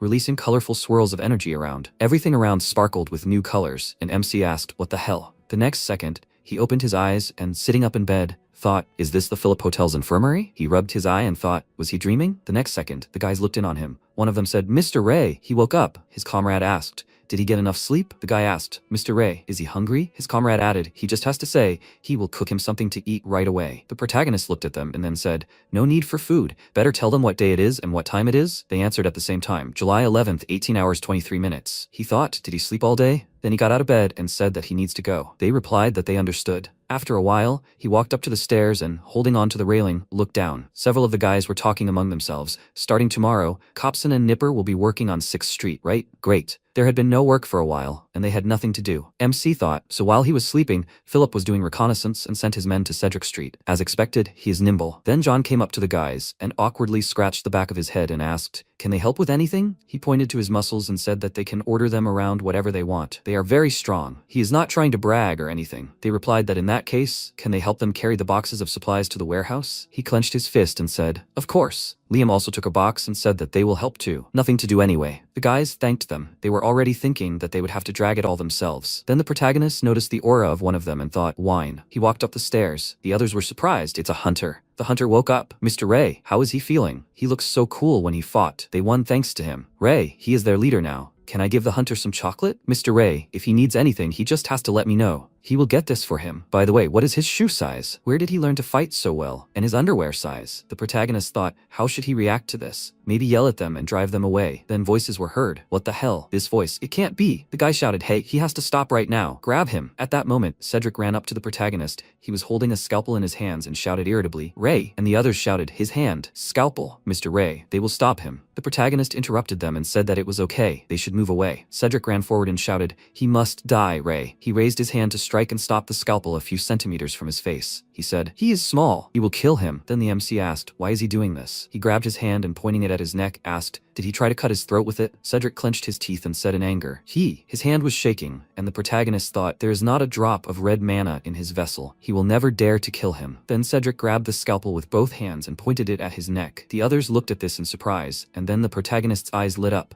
He threw the scalpel aside and grabbed his hand. Then he said, that's enough. He should go with him. They have a lot to talk about. After a while, Philip adjusted his cap on his head and apologized, saying that he screwed up. He shouldn't have left anything sharp in the infirmary. MC folded his arms over his chest and said, everything is fine. No one is hurt. Philip looked at Cedric, who was sitting next to the protagonist with his head down, and said that he heard about what happened. Did he really want to die? He confirmed it. He was dead serious. He was surprised. But why? He grabbed his head and answered, because he lost the duel. Now everyone thinks of him as weak. They will despise him, laugh at him. Philip put his hands on his knees and said that it is not so. Even if he lost, he can. Before he could finish speaking, Cedric slammed his hand on the table and shouted, what does he even know? He doesn't know anything about him. The protagonist, looking at him, thought, his mana is depleting at an abnormally high rate. He remembered Veronica's words, who looked at the item and said, it looks like a charge stone. He was surprised. A charge stone? She confirmed, it restores and stores mana, which they use actively. Although even it has its limits. Since it cannot be completely purified like the rings of mages, there is a risk of becoming dependent on mana. Cedric covered his face with his hands, tears streaming down his cheeks, asking why they saved him. He had enough. It was definitely over this time. It would have been better if they had left him there to burn alive. Philip objected. He should have saved him. He was his friend. He looked at him in surprise and asked, friend? He stood up, pointed his finger at him and shouted, did he forget? Philip? He tried to kill him. And that's not all. He beats the bad stuff out of all the guys in his hotel. But he still calls him a friend? How dare he say such a thing? He replied that he thought he had his reasons for it. Otherwise, he wouldn't have done it. Cedric told him not to lie to him. The protagonist continued to look at him, arms folded. He thought, there is no red mana in his vessel. Is he just pretending to be angry? Then Philip clenched his fist and told him not to forget. They spent half their lives together. He shouted indignantly. He already told him to stop. Then Philip said, in that case he should tell him. Why did he do all this? He replied, please, he just has to stop. After that, Philip took his hand and said that he was begging him. If he considered him a friend, please, he should tell him. Cedric clenched his teeth and thought, why? He had lived without paying any attention to him. Despite everything he had done to him, why did he still call him a friend? He wiped a tear from his face and apologized, then hugged Philip, continuing to apologize. He was so sorry. He put his hands on his shoulders and said, it's okay, he shouldn't cry, stop. The protagonist thought, so Cedric is a whiner. Then he, continuing to wipe away tears, said that he was truly sorry for everything he had done to them guys. He hated his weakness, so he looked at them, those who used to be like him, and got angry. He had to work as an employee of a hotel where various gangsters operated, but in the end, they forced him to his knees and took his money. He hated them, so he decided to become stronger on his own. He imagined countless times how he would fight back against the gangs, and trained every day until he was exhausted. One day, a man came to him and asked, would they talk? He asked, talk? Okay. He thought he finally got his chance, but he was wrong. He had to go back to the hotel, but he couldn't stand the fact that his pride was trampled, so he hated them and justified his own actions. He told himself that he was not like them, that he would not give in to the strong, he would not put up with what was happening. Then he met him. As he sat near the wall, Walter came up to him, holding his hands in the pockets of his coat, and said that he was so furious.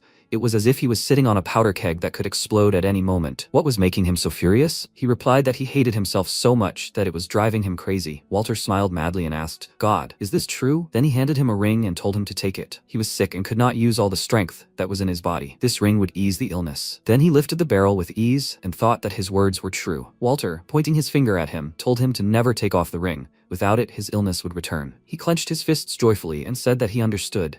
And he added that he should also try to gather a group. 66 people is a good number. He must make sure that they are strong and healthy. If he succeeds, he will prepare an even bigger reward for him. He happily agreed. He had long cherished the dream of becoming the leader of the gang. Philip, looking at him, said Cedric. Then the MC reached into his pocket and said, first, there is something he should know. The reason for his strength growing is not because he was supposedly cured of his disease. He asked in surprise, what? He took out a ring and said, it was magic. This ring contains magic that makes its wearer stronger. He extended his hand to it and shouted in surprise, what is he saying? This is his ring. He must give this one back. The protagonist then created fire in his hand and explained, in the world there is something called mana. With mana, you can create flames or increase someone's strength. He was deceived by magic. Cedric looked at the fire in surprise and said, no way, magic. Then he grabbed his head and said, I see, so it really was magic. So he did not become stronger, no matter how much he tried. So he's as pathetic as before again? MC said, there's no need to become like that again. He was surprised. What? The protagonist said, there's no need to stop being like that. He just has to do as he's told. If he listens, he'll stay stronger. After a while, they left the room. Cedric bowed, repeating his thanks over and over again. Philip folded his arms, looked at the protagonist and asked, is he really going to make Cedric the vice leader and let him manage the group? He confirmed it. Once he's done with his business, he'll have to leave. Just before, Cedric sat on the sofa opposite him and asked, is he going to teach him how to fight, to use the technique he used in the duel? The protagonist confirmed it. He has a strong body, so he has the physical ability. With the right technique, he can overcome the differences in strength and size. Does he understand? In the present, Philip smiled and thanked him for looking after his friend and offering him a reward for bringing him back here.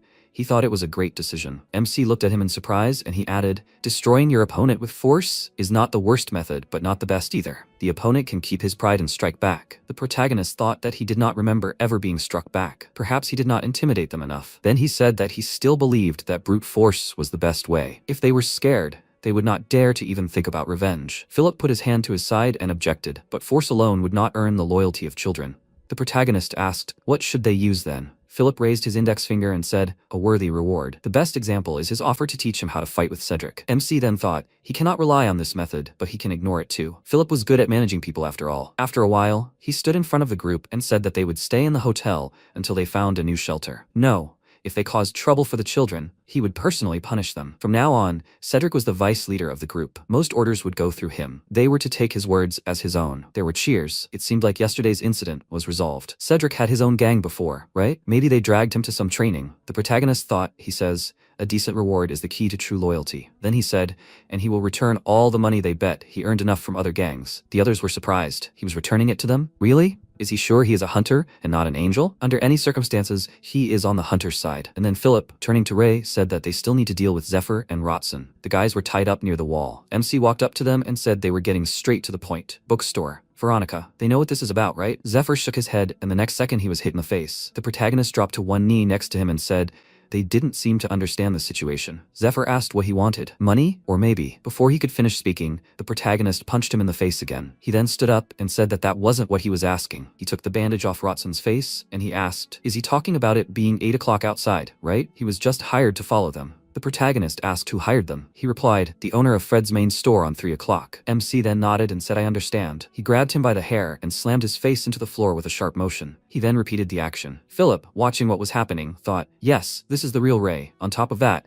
by publicly punishing these guys, he's helping the children from the hotel get rid of their grudge. The others were screaming, he should give them a good beating. Considering what they did here, this is not enough for them. You can't joke around with a hunter. He thought, this is a good example for the Cedric gang too. Then he adjusted his glasses and thought, if you think about it, he is cold and calculating. Then the protagonist put his hands on his waist and said that he has a special task for them. They can do whatever they want, but they must destroy the main store. And they must also pay attention. If they harm them in any way, he will find them even at the edge of the sector and kill them. After a while, everyone was enjoying the meal. Voices were heard everywhere. They must eat until they burst. This is super cool, right? Did they see their faces? He deserves it. Stop lying. Then one of the guys asked, did he see the hunter? The guy replied that he had definitely just been here. He said he wanted to bring him food. Where did he go? At that moment, the protagonist was sitting on the couch and remembered the words of Philip, who said that the one who will help him without expecting anything in return, and the one who will accept his help, that is a friend. He thought that a friend is someone he has known for some time. The one who sincerely worries about him is a friend. Perhaps those children are the only ones he has ever worried about. He also wants to consider Niles a friend. Can people with a 20-year difference be friends? Will he be able to call someone a friend again? Most likely no. He is different from others, does not feel so many emotions. The only ones who treated him sincerely without prejudice were Niles and the children from the subway. He doubts that he will ever meet someone who can understand him. At that moment, Philip came out to him, holding a hot drink in his hands. He asked, silence is better than noise, right? It is cocoa. He likes sweets after all. Then Philip sat down next to him and handed him a mug of hot drink. The protagonist, taking the mug in his hand, thought he ate chocolate and candy to restore energy, so he thought he liked it. Philip asked, can he sit down? MC confirmed it, and then took a sip of cocoa. He thought warm enough to fill the emptiness for a while. After a while, Philip waved his hand and said, then he's heading north. They say there are a lot of abandoned factories there. The protagonist replied that he understood, and he went to a busy street. 2 guys were watching him. One of them took the other by the shoulders and told him to hide. Hurry! The protagonist approached Veronica's store. He went inside. Veronica ran up to him and shouted in surprise, Ray, he's finally here. He's been gone for a few days, and she was already starting to worry. She and her grandfather were waiting for him. Then she looked at his face in surprise and said that it happened. Right? Did he get into a fight? And even got a tan, I think. He replied that everything was fine. She said it embarrassingly, but he was injured. How could it be okay? He thought, beautiful, like a small gentle sun. He had never felt this way before. Maybe because he had learned to worry now, he could see things he couldn't before. And then she told him to wait. She would heal him. Her mana. He concentrated the energy in his hand and, looking at it, said that he had already patched himself up, so there was no need. Besides, if she continued to use heavenly mana, she wouldn't be able to stop, she remembered. She replied, he just looked injured, so she acted without thinking. He said that he was fine, they should go to Grandpa's. She thought he was worried about her. He walked up the stairs and turned around and said, by the way, Veronica. She asked, huh? He asked, does she consider him a friend? She was surprised. A friend? Why him all of a sudden? He confirmed, yes, a friend. He thought, I wonder what the criteria for friends are for others. If he cares about someone, does that mean they are friends? Veronica grabbed her head and thought, is Ray her friend? He saved her twice. He is her patron.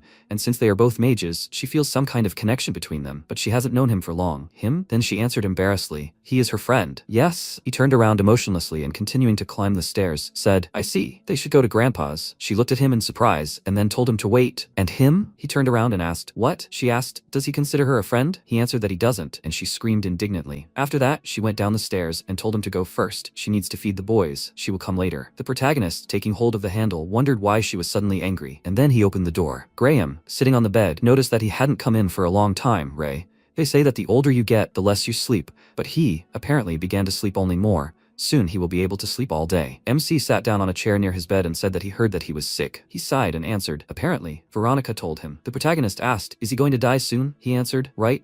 It seems he has no more than half a year left, so from today he will teach him magic. The protagonist agreed, then reached into his pocket and taking out a ring said, before that, please, he should tell him about this. Graham, looking at it, said that it seems to be something like a mana battery, an improved ring with some elements of strengthening. It is enchanted. Under certain circumstances, it increases strength and improves reflexes, and this is the extraction magic. The protagonist thoughtfully asked, extraction magic? He confirmed it. Usually mana batteries are excreted with use and empty, but they are different. The ring is enchanted in such a way that it absorbs the stamina of its wearer and regenerates. The protagonist asked, is this even possible? He answered, it is possible. The source of the ring's power is mana, and a person's life force is just a form of mana. More importantly, this form cannot be engraved by just anyone. Where did he get such a dangerous item? The protagonist answered that he became the leader of a children's street gang.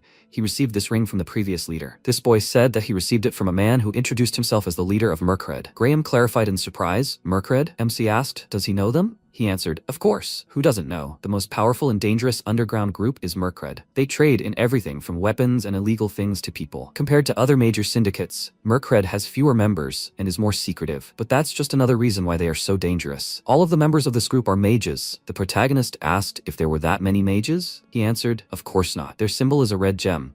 Their mana batteries show that they are not afraid of becoming addicted to it. The protagonist noted that he knew quite a lot about it. He wondered if he was investigating. Graham said, of course he doesn't remember. He told him about looking for a rainbow when he was young. He said that he remembered. He added that the story is well known to those who look for rainbows. This red gem is said to contain a part of the rainbow.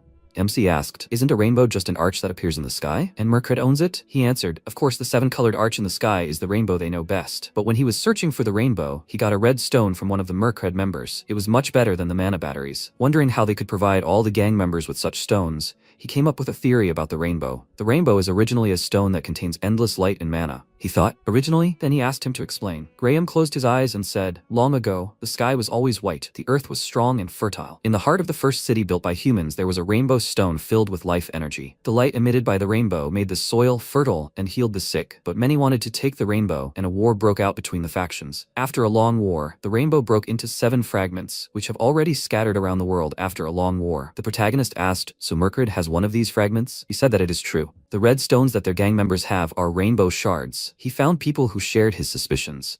He wanted to investigate further, but mercenary are very dangerous. The protagonist thought, that man in the basement. Now he realized that he was definitely a member of the mercenary gang, although he still did not know if he was the leader. He needed to investigate. The key to the rainbow should be hidden here. Graham looked at him and said, it looks like he is about to dive into something very dangerous. He thinks that trying to stop him is pointless. Is he right? MC nodded his head, confirming this. He said that he respected his decision. Then he gave the ring back and said that this is all he knows about mercenary. Any other questions? The protagonist, looking at the ring in his hand, said, the charm contained in the ring can be extracted because of this? After a while, Veronica opened the door a little and said, Grandpa, she is coming in. She sat down on the next chair and Graham pointed at her and said, since they had a new student today, they should start from the basics. Veronica, would she mind? She said she would. He said, great. First, any magic starts with forming a circle. You can use mana from the air or draw it from mana batteries. But as they knew, mana is addictive, so circles are important. Heavenly mana is purified as it enters the circle. The element that fills the circle depends on the owner of the mana, which means that each person has their own personal limitations in using mana. The protagonist thought about it. If he thought about it, he had already encountered magic circles filled with different colors of mana. Graham said that forming a circle is quite simple. Veronica, would she try to explain? She agreed, and then said, first, you need to concentrate mana in your hand. He should use what he does best, something familiar. With these words, she concentrated the energy in her hands and placed it on her chest. She said, then he must send mana to the heart and surround it with energy. She closed her eyes and added, the main thing is not to stop, to pick up speed. The next second, she sighed in surprise. Then she smiled awkwardly and said, like this. She failed to form a circle. She should have held the mana until the very end. Graham smiled and told her not to be too hard on herself. She was doing better every day. She thanked him and she looked down, thought, and yet she wanted to show that she could create a complete circle. It was so difficult. Then Graham asked, what did he think, Ray? Would he try? He confirmed it and closing his eyes, began to concentrate. He thought, first he should attract mana. Something familiar that he could control well. Any color would do. He concentrated the red energy near his heart. Streams of wind formed around it. Veronica shouted in surprise, Grandpa, what is this? The protagonist clutched his chest and thought his body was about to explode,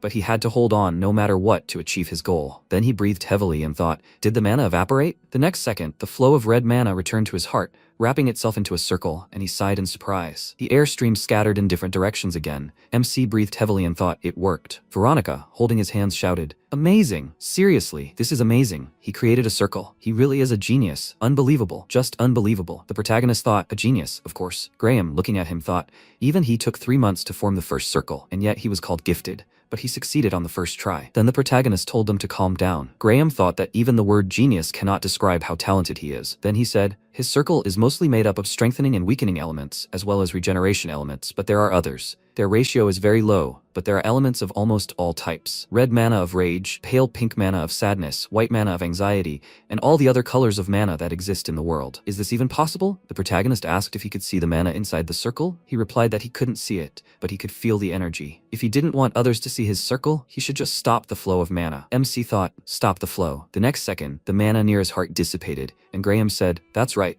In everyday life, it's better to hide the circle. There's no need to shout at every corner of this cruel world that he's a mage. When you use a magic circle, it becomes visible, but how visible it is depends on the distance. He smiled and thought, he just formed the first circle and he doesn't even look tired. Then he concentrated the energy in his hands and asked, maybe they should check right now? He would cast a spell. He should try to repeat it. The next second, a figure appeared in his hands and handing it to the main character.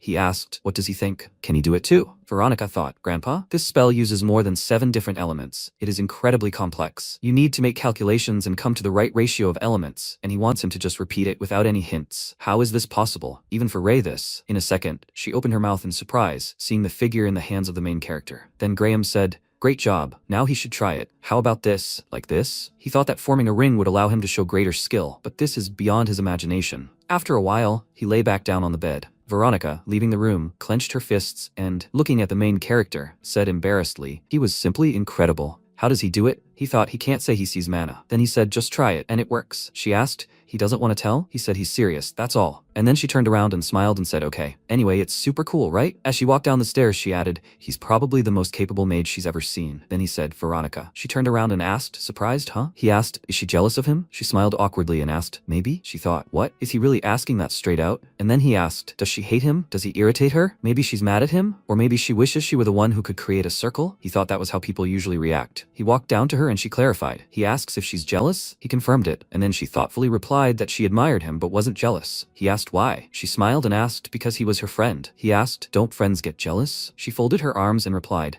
not always, but she thought most of the time. She thought that was where he should say that he considered her a friend too. She wasn't the only one who thought they were friends, right? At that moment, the protagonist remembered Fail handing him food and telling him that he shouldn't starve while feeding his brothers. They should share it between the two of them. Then MC said that he understood, more or less. Veronica thought he was speaking so emotionlessly, but he looked sad. Then she turned around and, walking further, added, he was so strange, I guess. He thought she was right. Then he called her again. She turned around and asked, what? He asked, can she teach him to read and write? She thoughtfully asked, he can, can't he? Then she closed her eyes and thought she had never taught anyone before. She helped her little ones with their studies. But would she really be able to? Then she clenched her fist and said, okay, she would teach him. She thought Ray was her savior, so she should try, even if she was not a teacher. And then she raised her index finger to him and said, but first they had to do something. He thought he knew it. High knowledge does not come for free. Maybe she wants to deal with the Zephyr gang. He stretched the knuckles of his hand and asked, so what? And she smiled and told him to wash up. There's a bathroom on the 2nd floor. He looked at her in surprise, and she told him to take a shower. She will prepare fresh clothes for him. After that, Ray called her name again. Veronica turned to him and asked if he had washed himself yet. He was drying his head and asked where he could put the towel. She was embarrassed when she saw him and thought he was cute. And he asked why she was looking like that. She threw clothes at him with an embarrassed expression and said loudly that he should get dressed faster. After that, they sat at the same table in the library, and she asked, by the way, why he wanted to learn to read. He said that it was because he wanted to read books. He thought that in order to continue his journey to the Elton River, he needed to learn a lot. Niles taught him to read, but he didn't listen well. She said happily that she understood him. The shop was closed for now anyway, so he could come anytime and she would teach him. He said with a serious expression that she could open the shop door now because they wouldn't be coming back. She thought with a shocked expression that the people who threw stones had not appeared for several days. She asked if he had killed them. He said that he would not kill someone for throwing stones. She put her head on the table and said that he had scared her very much. Then she would open the store right after class. After that, she put 2 big piles of books on the table and said that she had learned to read from these books, and here were her notes. He looked at it and asked how long she had been studying. She thought about it and said that it had been about a month. The protagonist said that he understood her and would try his best. After that, she drew something on the board and said that that was why the subject and predicate came in that order. This was the difficult part. Did she need to explain it again? He refused and said that he had understood it and they could move on. She took out a small test and asked if maybe he wanted to practice then. He wrote down the answers pretty quickly, handed her the test, and said that he was finished. Veronica was surprised by this and said that not even a minute had passed. She checked his test, was surprised by this, and said loudly with a happy expression on her face that he had made only one mistake. At this rate, he would quickly finish with this textbook. Maybe they should take a break for today? She needed to prepare some more study materials. He agreed, and she said that there was one more thing she wanted to ask him for. Could he stay with her when she tried to create a circle? He said with a calm expression on his face that he didn't think he could help her in any way, even if he was there. He wasn't as good at teaching as she was. She said that there was nothing to worry about. It was enough that he was there. If something came to his mind, he would just tell her. He agreed and thought about it. Maybe he should consider this payment for the lesson. She was very happy about it and thanked him. After some time, she collected the books in a box and thought that there was so much to do. They hadn't opened the store for a long time. He called her and asked if he could take these books to read. She agreed and said that the main thing was that he should return them later in good condition. He could manage without her help, right? He promised to try. And she said that then first he should look for a dictionary on that shelf. It is a book that has the meanings of almost all the words that exist in the world. If he comes across unfamiliar words, the dictionary will help him cope with it. He asked if there is a meaning for the word rainbow. She said that she hadn't checked it. It is related to magic, so it is unlikely that the dictionary will have a meaning for this word. MC walked between the cabinets with different books, some of which he took with the help of magic, and thought that before he couldn't even lift one book. However, if he uses the mana of the circle, it is easy. He will return to the car and try the rest of the spells. The mana currently contained in the area is, in order of decreasing concentration, red, pale pink, and white. Pale pink mana, like white, is particularly stable, so he rarely used it. However, things are different now. The pale pink mana in the ring is not stable at all. By experimenting, he can discover new spells. However, he does not want to force things. Although he has not yet realized that the emotion associated with pale pink mana is sadness, a built-in unconscious defense that allows him to never experience it again, a subconscious defense. He has developed a deep aversion to anything associated with sadness. He was sitting on the floor, reading a book, and thought that as she said, there was no rainbow here. He noticed something that caught his attention, abruptly ran and said that he was going out for a while. Veronica turned to him and asked in surprise where he was going. He said that he would finish reading the books when he returned and asked her to leave it there. He put on his coat with a serious expression and thought that he finally got it. That man was the true target. He remembered reading in a book that a sacrifice meant offering something, an object, an animal, or a person who had surrendered. That man was probably trying to use street kids as sacrifices for something. Given the concentration of magic invested in the ring,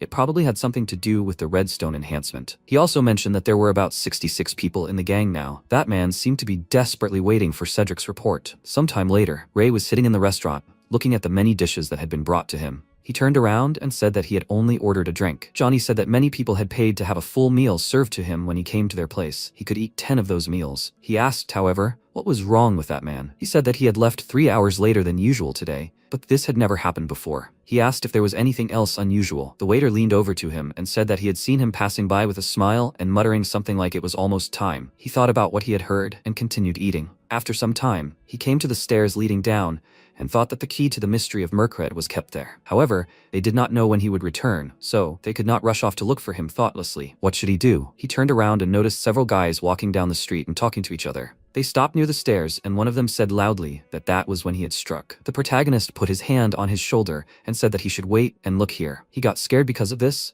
tried to punch him without looking, and asked who the hell was that. They were very surprised when they saw him and said loudly that it was the hunter. It seemed that he was in a bad mood. That was why he had said that they should not go that way. One of them, with a very scared expression on his face, called him Mr. Hunter and asked if something was wrong. He, with a calm expression on his face, thought that Philip mentioned the carrot and stick. After that, the guy asked if that means when the guy he was talking about shows up, they should let him know right away. He agreed and said if they did everything right, he would reward them. One of them asked what kind of reward they would get. He told them about the many dishes promised in the restaurant, and they said loudly that they would do their best. After that, he went back to where he left from, went down the stairs and saw the lock. He started concentrating energy in his hand and thought that this had not happened before. He directed energy into the lock, but it was engulfed by red energy, which rejected his magic. He, with a calm expression on his face, thought if this was some kind of protection spell, if he broke the lock, then they would know that he was here or he could remove the door hinges. At that moment, one of the guys he had spoken to earlier ran up to him and called him. He said that the man he had been talking about was here. He started walking up the stairs and wondered if he would recognize him. It was dark in the basement and he had changed his voice, so maybe, most likely, he wouldn't recognize him. He took off his coat and stood by the stairs, and Walter looked at him silently. He walked past him, and MC thought that as he thought, he didn't recognize him. He realized something important. The next day, he came to another place and met Cedric, who was clearly nervous. He looked at him with a worried look and asked if everything would be okay, right? He said with a calm expression that he shouldn't worry and just follow his instructions. He heard a sound, turned around abruptly, and saw Walter walking towards them with a serious expression. They both bowed. He loudly called him teacher and said that they hadn't seen each other for a long time. He stopped in front of them and said that enough greetings, he should show his face. He raised his head, agreed with him, and said that the report on the number of participants he was waiting for. He put his hand on Ray's shoulder, asked him to wait, and asked before that, "Who is this? He does not recognize him. Is this a new guy?" He said that he was just appointed the leader of the gang. He thought it would be a good idea to introduce them. He asked him to raise his head and asked him with a smirk, "What is his name?" He looked at him with a calm expression on his face and said that his name is Niles. Walter calmly walked past him and said that he must work hard. He agreed and thought, he doesn't even remember seeing him yesterday. They went inside the building, and he asked, "So how many people do they have now?" Cedric followed him and said that at the moment there are exactly 63 people. He said that there are only 3 left, the conditions must be clear. He agreed and said that they are collecting only the strongest. He started laughing loudly and said that everything is going just fine. As soon as they collect everyone, he will immediately accept them into the organization. He looked at him with a joyful expression on his face and said that he cannot believe that they will finally become members of the organization. He said with a smile that they were lucky. The organization was just about to prepare a special unit. Cedric said that meeting him was the greatest luck in his life. The protagonist thought how brazenly he was lying. A man dressed in shabby tramp clothes could not be a leader. Was he out of his mind? He raised his hand and asked if he could ask a question. Having received permission, he asked if there was a main base, then there were also side ones. He was also curious about which sector the main base was in. Walter said that Mercred had no side branches. The members of the organization simply wandered around, spreading their laws. He looked at him with a serious expression and thought that judging by the fact that the mana in the vessel did not fluctuate, it was true. He looked at him with a grin and said that the main base was in Sector 43. All operations were planned there. He thought it was a lie, because he could see how his mana was trembling. He asked then, what kind of person was this boss? Suddenly, Walter's grin disappeared and he tried to say something with a very serious expression. He started shaking as he imagined the boss and said that he was incredible. Someone like him didn't even dare to look at him. He was great. MC looked at him intently and thought that he saw admiration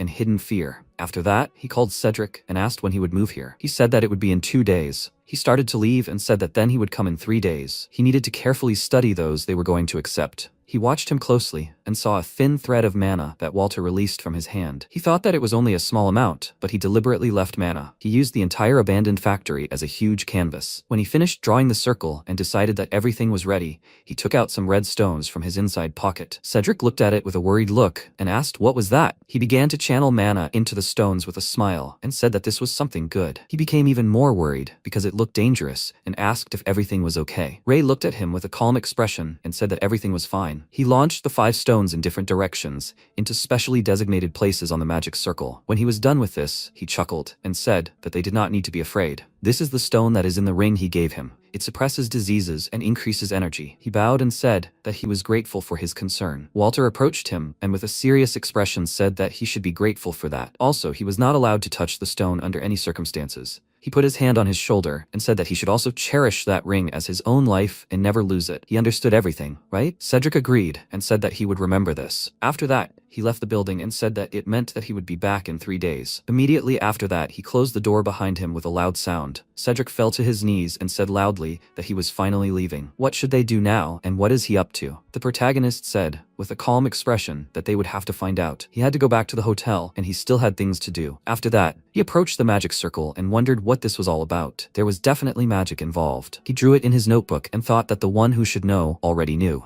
After some time, he came to Graham, handed over the notebook, and he asked if this symbol he drew was by any chance related to that man from Mercred. He thought with a slightly dissatisfied look. He hadn't said anything yet, so how did he know? He agreed with it, and he said that he had gotten himself into something dangerous. This is a magic circle. It is a kind of formula that significantly increases the power and range of magic. Magic circles are extremely difficult to create, so they are not available to everyone. At least the one he drew was a perfect magic circle. He thought what was even more impressive was how accurately he was able to replicate a high-level magic circle without any basic knowledge of circles. Magic circles contain a huge amount of mana in very small areas, so reading the mana offhand and copying it was like untangling a thin, tightly tangled thread with your fingertips, while precisely separating each thread individually. Even a mage with exceptional abilities wouldn't be able to do that without knowing anything about magic circles. It's too perfect, and it's like he's looking at a real magic circle. MC pointed to the notebook and asked, what function does this have? Graham said that this one has extraction. It's the same magic as the ring he showed him. He thought he would dare to guess that he can see mana. He sat in front of him and asked, this magic is much more powerful, right? He agreed and said that once the magic was activated, all living creatures in the area area would be destroyed and their life force would be converted into mana. He thought with a serious expression. What did that mean? This was confirmation. The victims, 66 children, and the magic circle. That man wanted to use Cedric and his gang as victims for the magic circle. Graham said that, however, humans can't use mana of that concentration. The mana obtained from life force contains a strong toxin. If you use it mindlessly, you can get poisoned and such mana can't be converted back into a magic circle. That's why it's usually used by fuel creatures or to power up magic tools. Ray asked, can mana batteries be powered up too? He said that mana batteries have their limits,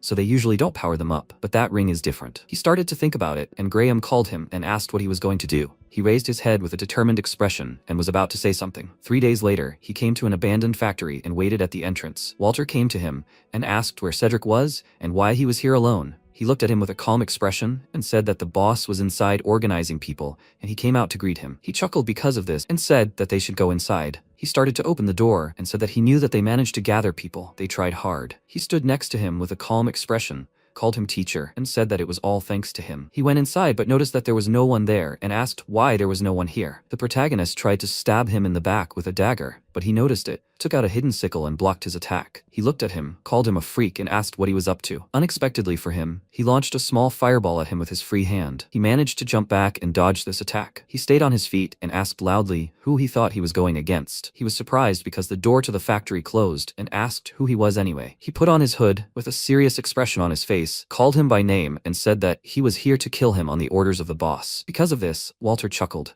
loudly called him an executioner, and said that now he understood everything. He realized that there was a magic circle involved here, right? He also probably realized that the magic would activate at exactly 3 o'clock in the afternoon. He didn't answer him and looked at his watch with a calm expression on his face. His opponent's legs began to be engulfed in fiery energy, and he said that in fact, it was even better this way. Instead of sacrificing worthless children, he would become more useful. His body was completely covered in fire. He quickly ran towards him and loudly said that he must die. At the same time, Philip was looking at the factory through binoculars and Cedric was sitting next to him. He called his name and asked if he could see anything. He said he couldn't see anything from here. They had blocked all the doors and windows leading outside as he had asked. He was surprised by what he had heard and was about to ask something, but he covered his mouth with his hands and called his name loudly. He looked at Veronica sitting next to him and gestured that he should shut up. He understood him and asked if she was a mage too, right? He agreed and said that Ray had brought her. Philip approached her and asked, her name is Veronica, right? She agreed and called them by their names. He sat down next to her, agreed, and asked if she was nervous about what was happening. She refused and he asked why she wasn't nervous. MC was fighting Walter at that time,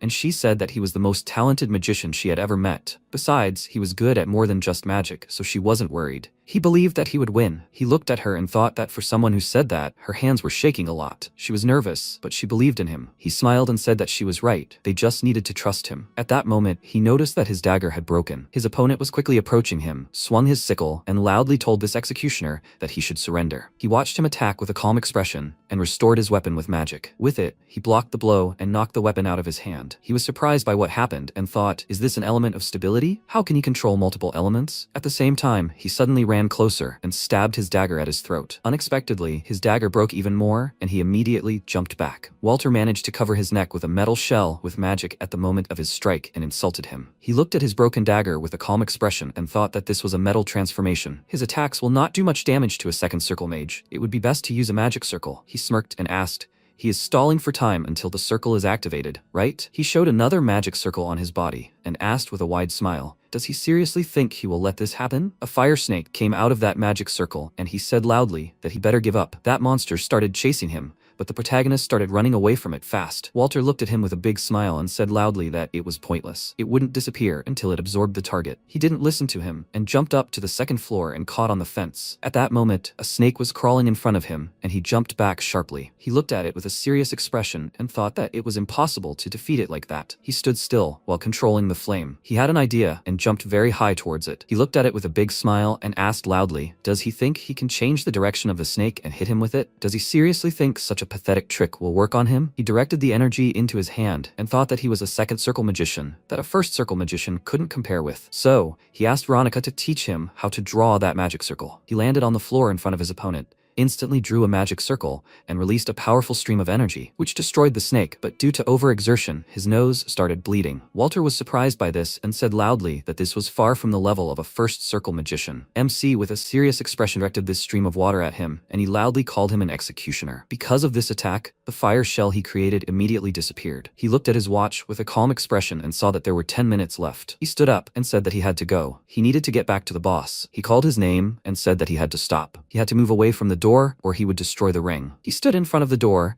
and said that this was meaningless. What the performers received was different from the usual offer. Ray thought that he was already at his limit. He needed to buy time. He asked who told him this. He thinks that the red bloodstones that are given to the executors can't be destroyed. Bloodstones can crack. If you introduce a certain combination of elements into it, their outer surface becomes incredibly weak. This means that the stone can be destroyed. Walter turned to him with a very angry expression on his face and said that he would kill him before leaving. He said with a calm expression on his face that he could try to do it. He swung his hand that had the ring in it and threw it very hard to the side. Immediately after that, he himself ran to the door, and he ran after the ring and loudly told this executioner that he cursed him. He almost grabbed this ring, but something hit it and threw the ring even further. He turned back and saw the protagonist, who had thrown the stone into the ring and was standing at the exit of the factory. He got very angry about this and called out loudly to him, but he just closed the door. He ran to the exit and thought that everything was fine, because he had 5 more minutes. He needs to catch up with the executioner. He didn't have time to finish his thought because the magic circle he drew suddenly activated. He said loudly, with a very surprised expression on his face, that there should still be time left before activation. He stood behind the door and thought that he was sure that he didn't know about it. Veronica had said earlier that 5 minutes was the maximum. He could only speed up the activation of the magic circle by 5 minutes. Walter was absorbed by magical energy, and he thought that the magic circle was corrupted. Before his death, he tried to call the boss out of despair. When the magic circle's effect ended, he came back in and saw something brightly glowing lying on the clothes that were left of him. MC approached it and took the ring from which powerful energy emanated. At the same time, Cedric began to worry and said that it was too late. He was about to say something else, but Philip punched him in the face, and to keep things positive, said that he had definitely won, so they should just wait. He agreed and said that he was so strong that there was no way he could lose. Veronica abruptly stood up from her seat and said loudly that her mana was growing. She ran towards the factory, and he asked loudly what that meant. He looked at him and said that they should go after her. They started to go down after her, and he asked what was going on. They ran closer, and Cedric asked loudly with a worried look what that was. They all saw Ray, who was engulfed in strong fire energy. She said with a very worried look on her face that his mana was poisoned, and he was in danger. The others were very surprised and worried when they heard that. Cedric picked up a pipe and a sheet of metal from the ground, looking clearly worried. He tried to stay calm and said that she said that the leader was in danger. That meant they had to act. He ran towards him and put a sheet of metal in front of him like a shield. He threw a stream of fire energy at him with a serious expression and threw him back. He fell to the ground, started shaking with fear, and silently looked at him. He started raising his hand filled with fire energy, and Philip stood between them, called him loudly and said that he had to wake up. He didn't listen to him and started getting ready to shoot this fire energy at them. He released this fireball, but Veronica managed to put up a barrier to protect them. She said with a serious expression that they had 2 ways to stop him. Either they would make him spend all this flame, or they would put it out. He had an idea and said loudly that he would call a fire truck. He threw Cedric on his back and asked loudly, she would last 5 minutes, right? She agreed and continued to hold the barrier that protected them from the fireballs. The protagonist concentrated a huge amount of energy in his hand and released it all at her, which surprised the others very much. They started calling out loudly for Veronica, and she looked at it with a worried expression and thought that she couldn't stop it. She resigned herself to it and thought with a small smile that it was okay, because she wanted him to be safe. Earlier, after the battle with Walter, he picked up the ring and thought that the mana in this ring had increased a lot. It wasn't comparable to the level of the magic circle, but still. He didn't have time to finish his thought because he noticed something in this fire. He saw Walter as a child, who was sitting in the fire, asking for forgiveness and not to hit him, and also with tears in his eyes said that he didn't steal it. He looked at it with a shocked expression and wondered, are these that man's memories? After he got badly injured, he got up and said that he must become stronger. If he does this, he can take revenge on them all. He started seeing his memories and heard Walter's voice saying that he should let revenge consume his body and burn everything to ashes. He should kill them all. In the present, when he attacked Veronica, he saw her energy and thought, is that a white sun? He started reaching for it with a surprised expression and thought it was so beautiful. He was able to fight the desire for revenge. A tear came out of his eyes and he called her name. 3 days later, at the Philip Hotel, Veronica was lying in bed, called MC's name and asked if he could get some water. He immediately came to her with a glass of water and she thanked him. He He thought that she had been sick for 2 days because she used heavenly mana. Since it was because of him, he cared about her. She asked if he could also bring her the second volume of the book, Light and Roses, that she was reading. It would also be great if he could bring 2 more pillows. He could take the glass. She had already finished it. He started to leave with the empty glass and thought that his principle was to always return what he received. After that, he came back with everything she asked for, and she asked, "So was it mana intoxication?" He agreed and thought that it was worth saying so for now. She said with an indignant face that he always used concentrated mana recklessly. He started to search for something in his pocket and said that he thought that was the case. He took out a ring from which an ominous energy emanated and said that it was a mana battery that he took from that man. Veronica said with a slightly worried look that Grandpa said that mana is drawn from highly toxic people. Is he going to use it? He squeezed the ring in his hand, refused, and thought that if it weren't for her, he probably would have burned himself alive. She said that it was the right decision. It was better not to use such things. He thought with a calm expression that he would not use it for now. He looked away from her and said that he was grateful to her for helping him. She was confused by this and asked what he was doing all of a sudden. He didn't want to say that he was still under the influence of mana, did he? Philip came to them, called him and asked if he had a free minute. They came to his office, where there was a box on the table, and he said that these were his things. His men broke into the basement and took everything out. Ray took the photo that was inside and wondered, is this Walter standing at the orphanage? It was hard to tell people's faces apart. They all had the same energy. Then he'd take a closer look. He put a small book on the table and said it looked like his personal notebook. It seemed important to him, so he picked it up. He picked it up and saw that it said,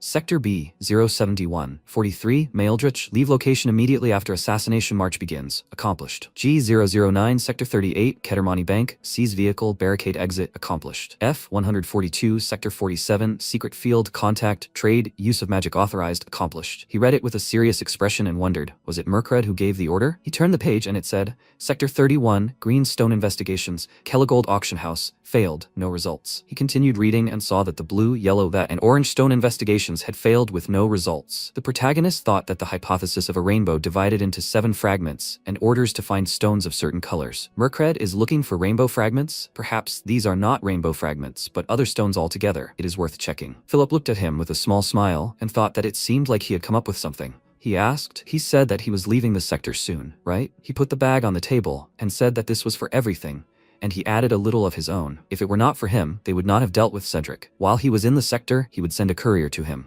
If he thinks that this is not enough, he can say so without embarrassment. When he decides on the day of departure, he should tell him to see him off. He looked down with a slightly sad expression on his face and thought that perhaps they would never see each other again. MC extended his hand, called him by name, and asked if he wanted to leave the sector with him. He was surprised by what he heard and asked loudly, "What did he just say? Was he serious now?" Having received a positive answer, he asked with a confused look, was he suggesting this all of a sudden? He had never left Sector 49. If he left, he would be leaving all his work. He asked calmly. He was actually saving money to leave this place, wasn't he? Philip began to remember his past and thought, so he did remember it after all? What he had said that night, even though it had sounded casual. Having thought it all over, he agreed and said that he would follow him. He got up from the sofa and said that he was just asking for some time. He needed to hand over his responsibilities for managing the hotel. He asked how much time he would need. He said that 2 weeks would be enough for him. He agreed to this, after which they both went about their business. Philip was making arrangements with some people and telling something to others. Ray learned magic from Graham and learned writing from Veronica when she got better. After that, she said with a slightly surprised and happy expression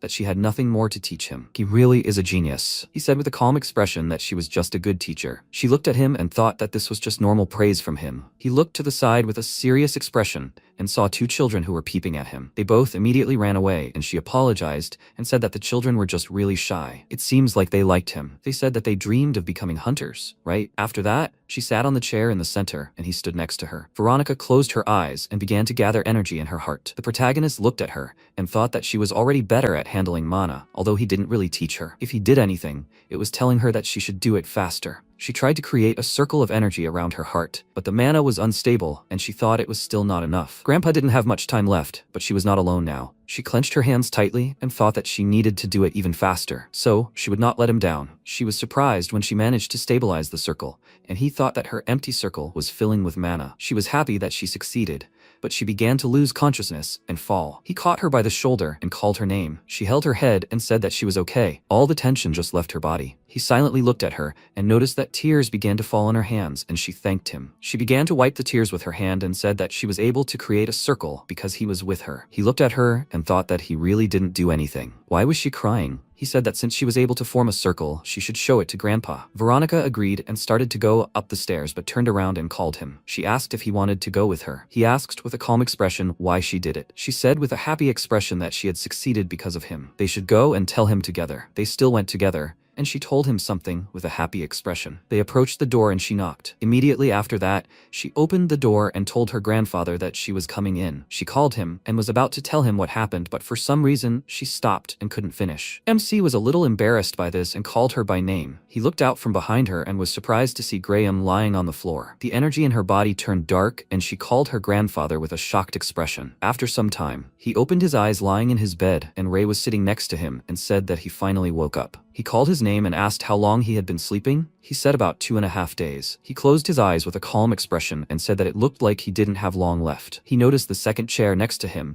and thought that it was understandable that she didn't have the resolve to see his last moments of life. She had a kind soul and a soft heart. He called him again and said that he was grateful to him. He was sure that the request to become his student was quite unexpected. He was grateful that he was with them. He said with a calm expression that they simply had the same interests. He needed a student to whom he could pass on all the techniques, and he needed a teacher. Graham looked at him and thought that he was the strangest child. He said that it seemed like this was their last lesson. Did he have any questions for him? He thought about it and said that he didn't feel any emotions. He said with a calm expression that he understood him. This surprised him a little, and he asked if he knew about it. He said that he only suspected it. The main character said that in his daily life there is no emotion at all. In order to feel anything, he needs to focus on it. But even so, he has only a limited number of emotions available. Is this some kind of disease? He said that the condition of the heart can be called a disease. Sometimes people close their hearts when they are faced with bullying or severe grief. He can choose what emotions to feel, and this distinguishes him from other people. He didn't get it and said that he wanted to know what kind of magic he was using then. Graham asked what he meant. He said with a calm expression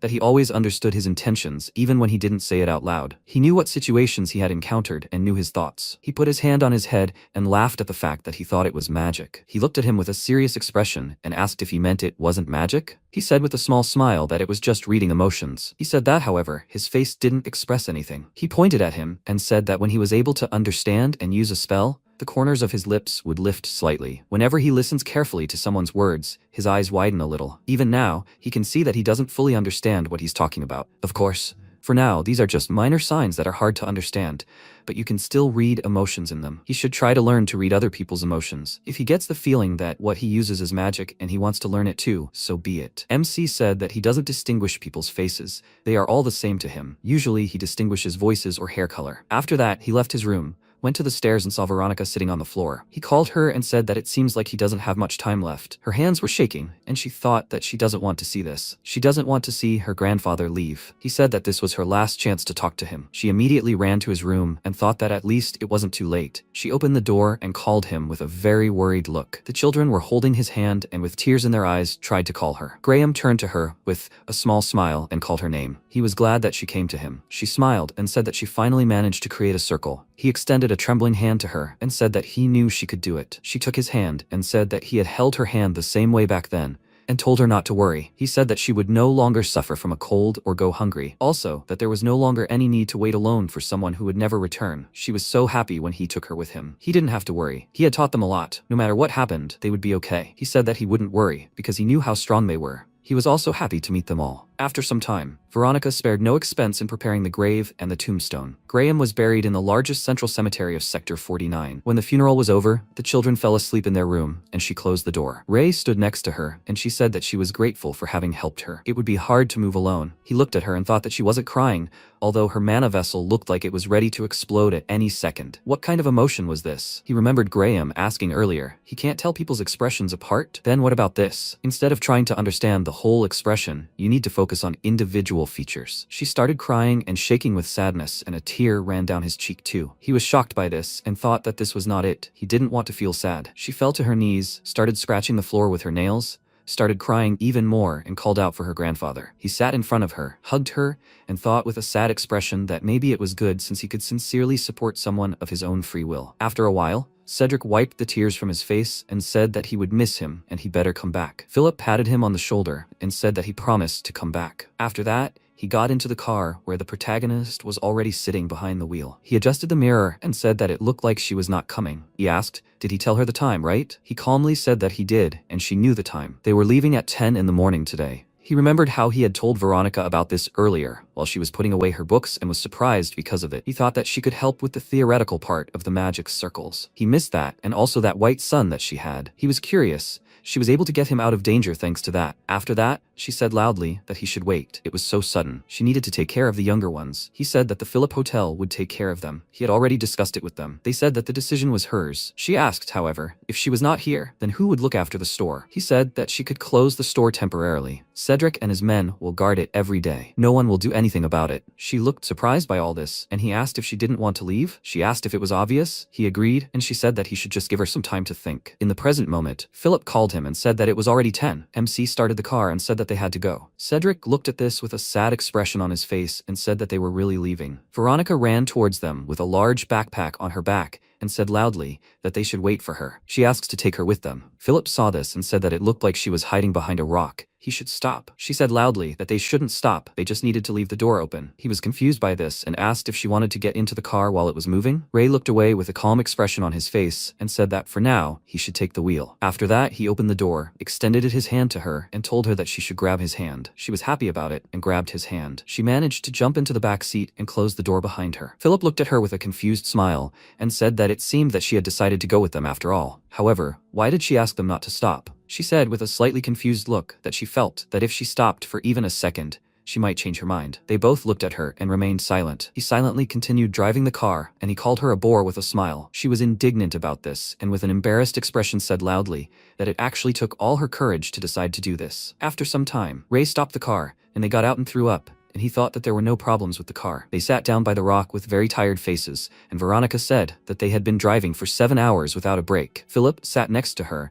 and said that he felt so bad that he was going to spit out his stomach. He said that they would make camp here for the night and leave tomorrow morning. After that, they made a fire, cooked food, and he said with a calm expression that his goal was to find the rainbow. They were a little surprised by this, and she thought that he was talking about looking for it. Philip raised his hand and asked if he could find out what this rainbow was. He finished eating, put the plate on the floor, and said that he would explain now. He listened to everything he had said earlier and said that it turns out that the rainbow is a stone that generates infinite mana. At the moment, it is split into 7 pieces scattered throughout the world. Also, when he collects the rainbow, will it be possible to make a wish? After fighting that man, he was able to find Mercred, who were also looking for the rainbow. She said that there was a rumor that their boss had one of the shards. He said that it meant that he would study their activities. The protagonist said that if they continued on their journey with him, their lives might be in danger. However, he promised to protect them and help them achieve their own goals. If they were afraid, they could still come back. Their energy caught his attention, and she said that she had heard enough. Philip said that he had already faced death a couple of times. He wanted him to be in charge of finances, right? He could also take over the negotiations. She said that then she would take on the role of a guide when it came to magic. He looked at them, realized that it was courage, and thought that it was a light of such power that no one else had. Philip said with a smile that he would also share his goal then. His goal was to find his mother. When he was little, she went to another sector to earn money. Then she kissed him and said that she would go get some money,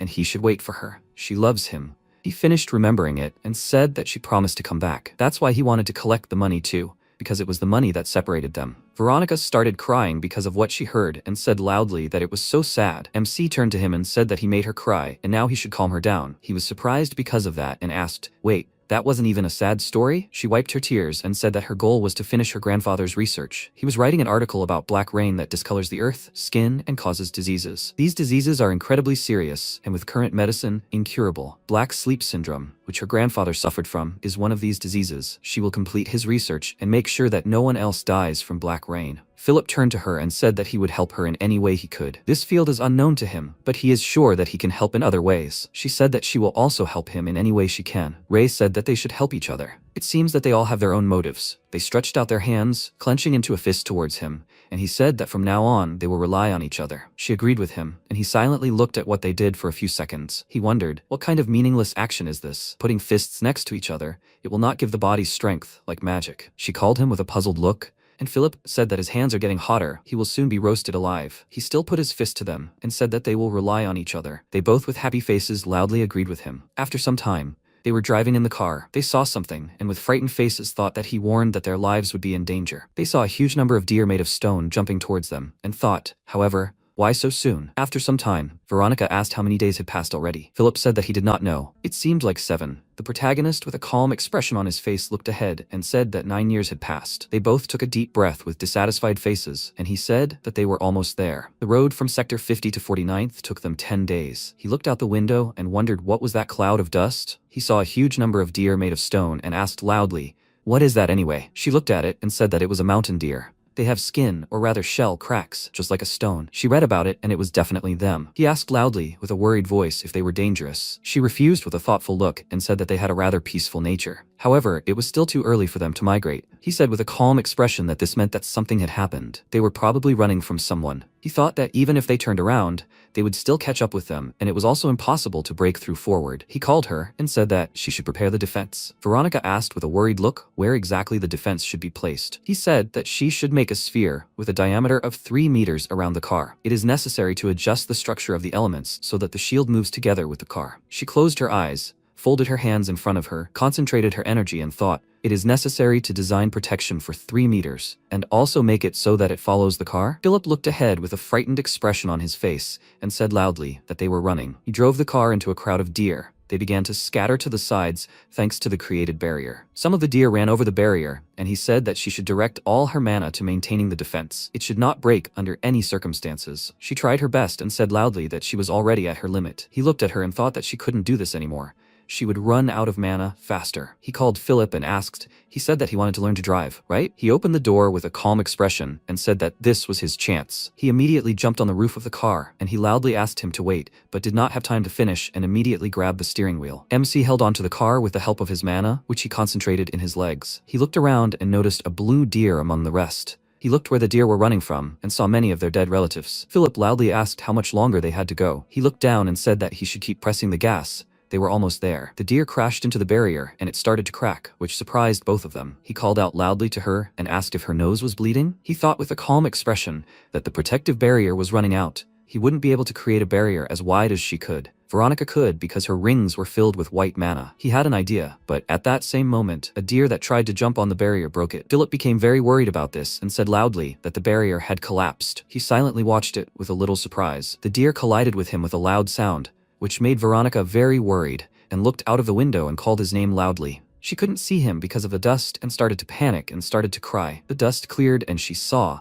and he thought that all he could do was use the car's metal transformation. He said that the hull was reinforced, but if she got out of the car, she risked getting hurt, so she should get inside. She did so, and he said that it was almost the end. He should keep driving. They drove through a crowd of deer and stopped after that. Philip got out of the car and asked if they were all okay. Veronica got out too, fell to her knees because she felt sick, and said that she seemed okay. Ray went to the dead deer lying on the ground and said that he was okay too. They went to him, and he asked if it was all because of them. She refused and said that she didn't think so, because mountain deer have shells as hard as rock. They wouldn't be hurt by this. He stopped and said that she was right. They had been shot. He thought that their wounds were much bigger than those from regular bullets. Is this really special ammunition? A man with a gun came up to him and asked with a wide smile, who could be in such a remote place? Are they lost here? Children wouldn't have gone such a long way on their own. Where are the adults then? He looked at Veronica standing next to him and said that she had a pretty cute face. She became worried about this, stood behind him, and called him by name. The protagonist, with a calm expression on his face, said that he had a question for him. How long is left until Sector 48? The man asked with a smirk. Do they want to go home already, don't they? He was about to say something else, but suddenly he grabbed him by the collar and slammed his head on the ground. What happened greatly surprised the other people who approached them. He raised his head, then turned around, held out a knife, and said that he should take it. Philip looked at him with a shocked expression on his face, and he said that when he gave the signal, he should kill him. He was even more shocked by this, and thought, what did he just say? He took the knife with trembling hands and thought with a scared look that in his entire life, he had never put a gun to someone's neck. However, he still had to do it. He grabbed the man's head, and with a scary expression on his face said loudly that they should not move and give him everything they had, or else this guy would die. They were both surprised by this, and thought that he was doing well. The other people said that it seemed like these kids were very brave. It seemed like these bandits were robbing travelers here. One of them stepped forward and said with a smirk that he should let him go. They shouldn't make things worse because they really wanted wanted to help them. The MC looked at him with a serious expression on his face and said that he should cut him, but not fatally. He did it, and the man screamed loudly in pain, and he said that he would warn him right away. He might as well not even think about lying to his face. The others were outraged by what happened and said loudly that this child stabbed Vector in the neck. Maybe they should just kill these three? Their captain thought with a calm smirk that they should take a look at this. Where did these children come from anyway? He said that he would not lie. They had bad thoughts too. What's wrong with that? They all pointed their guns at them, and he asked, aren't they at a disadvantage now? He only has to say the word, and their bodies will turn into a sieve. He created many fireballs around them with a calm expression, and said that he should try if he can. The captain became a little worried when he saw this, and said that, so he is a mage. After that, they bowed to them. The captain asked for forgiveness and said that they sinned against them. They asked them to be lenient and forgive them. Ray said that he did not want to complicate the situation either. If they fulfilled just a few of their demands, they would immediately retreat. What were they doing here? The captain said with a calm expression that they weren't doing anything special. They were just looking for something. A deer or something like that, with a blue gemstone on its forehead. He said with a serious expression that he should explain in more detail. He looked away with a confused look and thought that, frankly, he didn't understand what was going on in the heads of these mages. He said that the thing was that their client had once become famous in Sector 40 for his well drilling business. This is John Grid. In his youth, he got lost in the wasteland, where he met a blue mountain deer. This is the deer he asked to find. They say that this deer appeared out of thin air and gave him water, or even his body turned into water. It seemed like complete nonsense to him, and he did not really delve into it. The main character asked where he could meet this client of theirs. He continued to smile and thought that under no circumstances should the old man find out anything extra. He said that it would be quite difficult to meet him directly. He lives in Sector 42. He did not have time to say anything else because he threw a knife at him and left a small cut on his face. He looked at him with a serious expression and said that he told him not to lie. The captain was surprised because of this and wondered how he found out. He has been a mercenary for several decades. He does not know how, but he sees through everything. He said that he lives in the Galat Hotel in the 48th sector. Their client is there now. He asked if it was because of them that the mountain deer began to migrate. He refused and said that the deer usually gather in groups of several dozen. However, the distance between the groups is very large, so it is simply impossible for several thousand individuals to gather by human efforts. Most likely, they gathered together themselves during the migration period. They arrived in the 48th sector 5 days ago. On the first day, when he went out to reconnoiter the outskirts, he was very surprised. They began to migrate much earlier than usual. Apparently, their antlers and meat sell well. It's just a pity that they could not prepare more vehicles. MC, with a calm expression, said that there was one last requirement. The captain was glad about this and thought that finally it was almost over. He agreed and asked what this requirement was. He said that the deer turned around and ran straight at them. It was their fault. Because of all this, they found themselves in a very dangerous situation. Even though they had broken through their crowd safely, something might have happened to the car. So they needed to pay for the repairs. Philip started laughing with a frightening look, and he called him by name and said that he should name the amount he considered suitable. After some time, he said with a joyful expression on his face that they had successfully robbed, or rather, had come to an agreement with them, and it came out to 250,000 shillings. He would put this money in the safe in the trunk, but, of course, all the money was his. Ray refused and said that they would divide the money equally. He was embarrassed by this and asked, they hadn't done anything, had they? She agreed with him, and he said with a calm expression on his face that it was impossible to count the merits of each of their incomes separately and divide the profits accordingly. He thought it would be better to prevent any possible disputes in advance. He said that in the future, even if it was not about money, he would try to resolve all issues as fairly as possible. They agreed with him, and suddenly a small blue deer crawled out of Veronica's sweater. They all paid attention to it, looked, and were silent for a few seconds. Philip pointed his finger at it and asked who it was. She looked away with a confused look and was going to tell him about it. She said that she saw this baby that had strayed from the herd. She thought that leaving him would be dangerous. He looked at it and asked, so she took him with her? She said with a pitiful look that if they left him here, Fran would definitely die. She offered to take him until they found the herd. He was surprised because of this and asked, had she even thought of a name for him yet? Besides, it was a boy's name, and how did she know if it was a boy or a girl? She said with a joyful look that he had stuck around her so much, he was probably a boy. He turned around and said with a worried look that, however, they would take him with them anyway. The protagonist looked at this and remembered what had happened earlier. He said that when he climbed on the car, he saw a deer that looked suspiciously like his parent. It definitely connected with the story they were told, so they take him. She was very happy about it, and he was a little confused. The next day, they got to the city and said that this was a completely different sector, not at all the place they lived in. Philip asked what was up with Fran. Veronica said happily that he was sleeping. She covered him with a blanket. She checked the car doors, so he didn't have to worry. Two guys approached them, one of whom called them and asked if they wanted to talk for a while, who gave them permission to enter their territory. They paid the toll. MC got angry about this, beat them up and asked what the name of the leader of their gang was. They said his name was Leonard, and he said that they should tell him to come to the Galot Hotel on 22nd Street. He had a task for him. Was it clear to them? They loudly agreed with him and quickly ran away. She said that this had happened 6 times already. I wish they would stop showing up already. He said that was impossible. If they left the strangers alone, the others would decide that the whole gang could be ignored. Philip thought about it and asked, then what about this method? They bought Veronica new clothes, and he said that an outfit determines how a person is perceived. If they are in good, clean clothes, there will be much less reason for nagging. Moreover, they are now heading to a luxury hotel. At the same time, they can buy themselves a suit or an evening dress. You never know, what if you have to go to such places again? She asked with a happy expression on her face if the clothes suited her. Ray looked at his new suit and wondered if changing clothes would really work. Philip handed some coins to the hotel worker and asked him to leave their old clothes in the next hotel room. He looked at him and asked, however,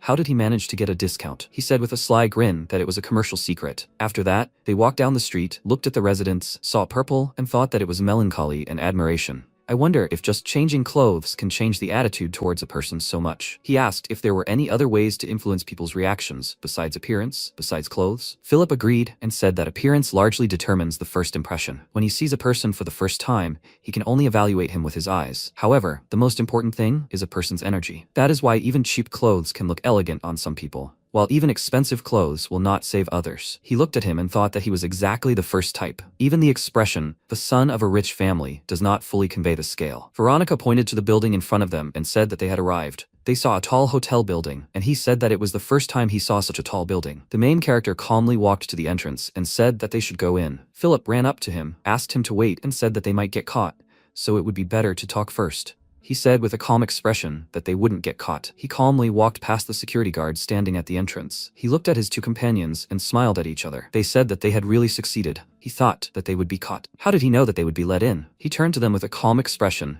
and said that it was intuition. He thought it was because there was no hint of hostility or wariness. Philip approached the employee working at the hotel and said hello. The old man with a friendly smile asked if something had happened to them. He said that they wanted to go back to the room, but forgot the number. He took out a notebook and asked under what name they had checked in. He said John Greed. That was their grandfather's name. He said that they were in room number 207. He thanked him, and then they came to the right number, and Veronica said that it was pretty clever. He knocked on the door and said that here you need basic communication skills. A man opened the door and asked what was wrong. They had dialed the wrong number. Philip said that they had come on a tip from the mercenaries from the Skyle Squad. They would like to know more about the mountain deer they were looking for. He said that it was not for nothing that they say that mercenaries are real liars. The boss is busy now, and he is not the kind of person that people like them can meet with at the snap of their fingers. He got angry because of this, and MC thought that it looked like even he would not be able to come to an agreement here. He strained his senses with a serious expression and thought that the rooms were located on both sides of the hallway, one on the left and one on the right. From the sounds, it was clear that there were 2 more people inside. The man started waving them off and said that since they understood everything, they should leave here, otherwise he would use force. Veronica thought with a slightly surprised look. Mana suddenly began to waver. Although she was standing still, he attacked him and thought that when he clearly understands what he wants, he does not choose either means or methods. He stopped because businessman John Grid called these young guests with a smile and said that they must stop. They must take them inside. She started shaking his shoulders and asked quietly with a disgruntled look, did he just try to use the surrounding mana, right? The man led them inside where they met his boss, and he said they could sit down more comfortably. He asked with a friendly look, did they want to hear about the animal he was looking for? John Grid. This is the director of the Colonel Water Company, which supplies drinking water to Sector 40.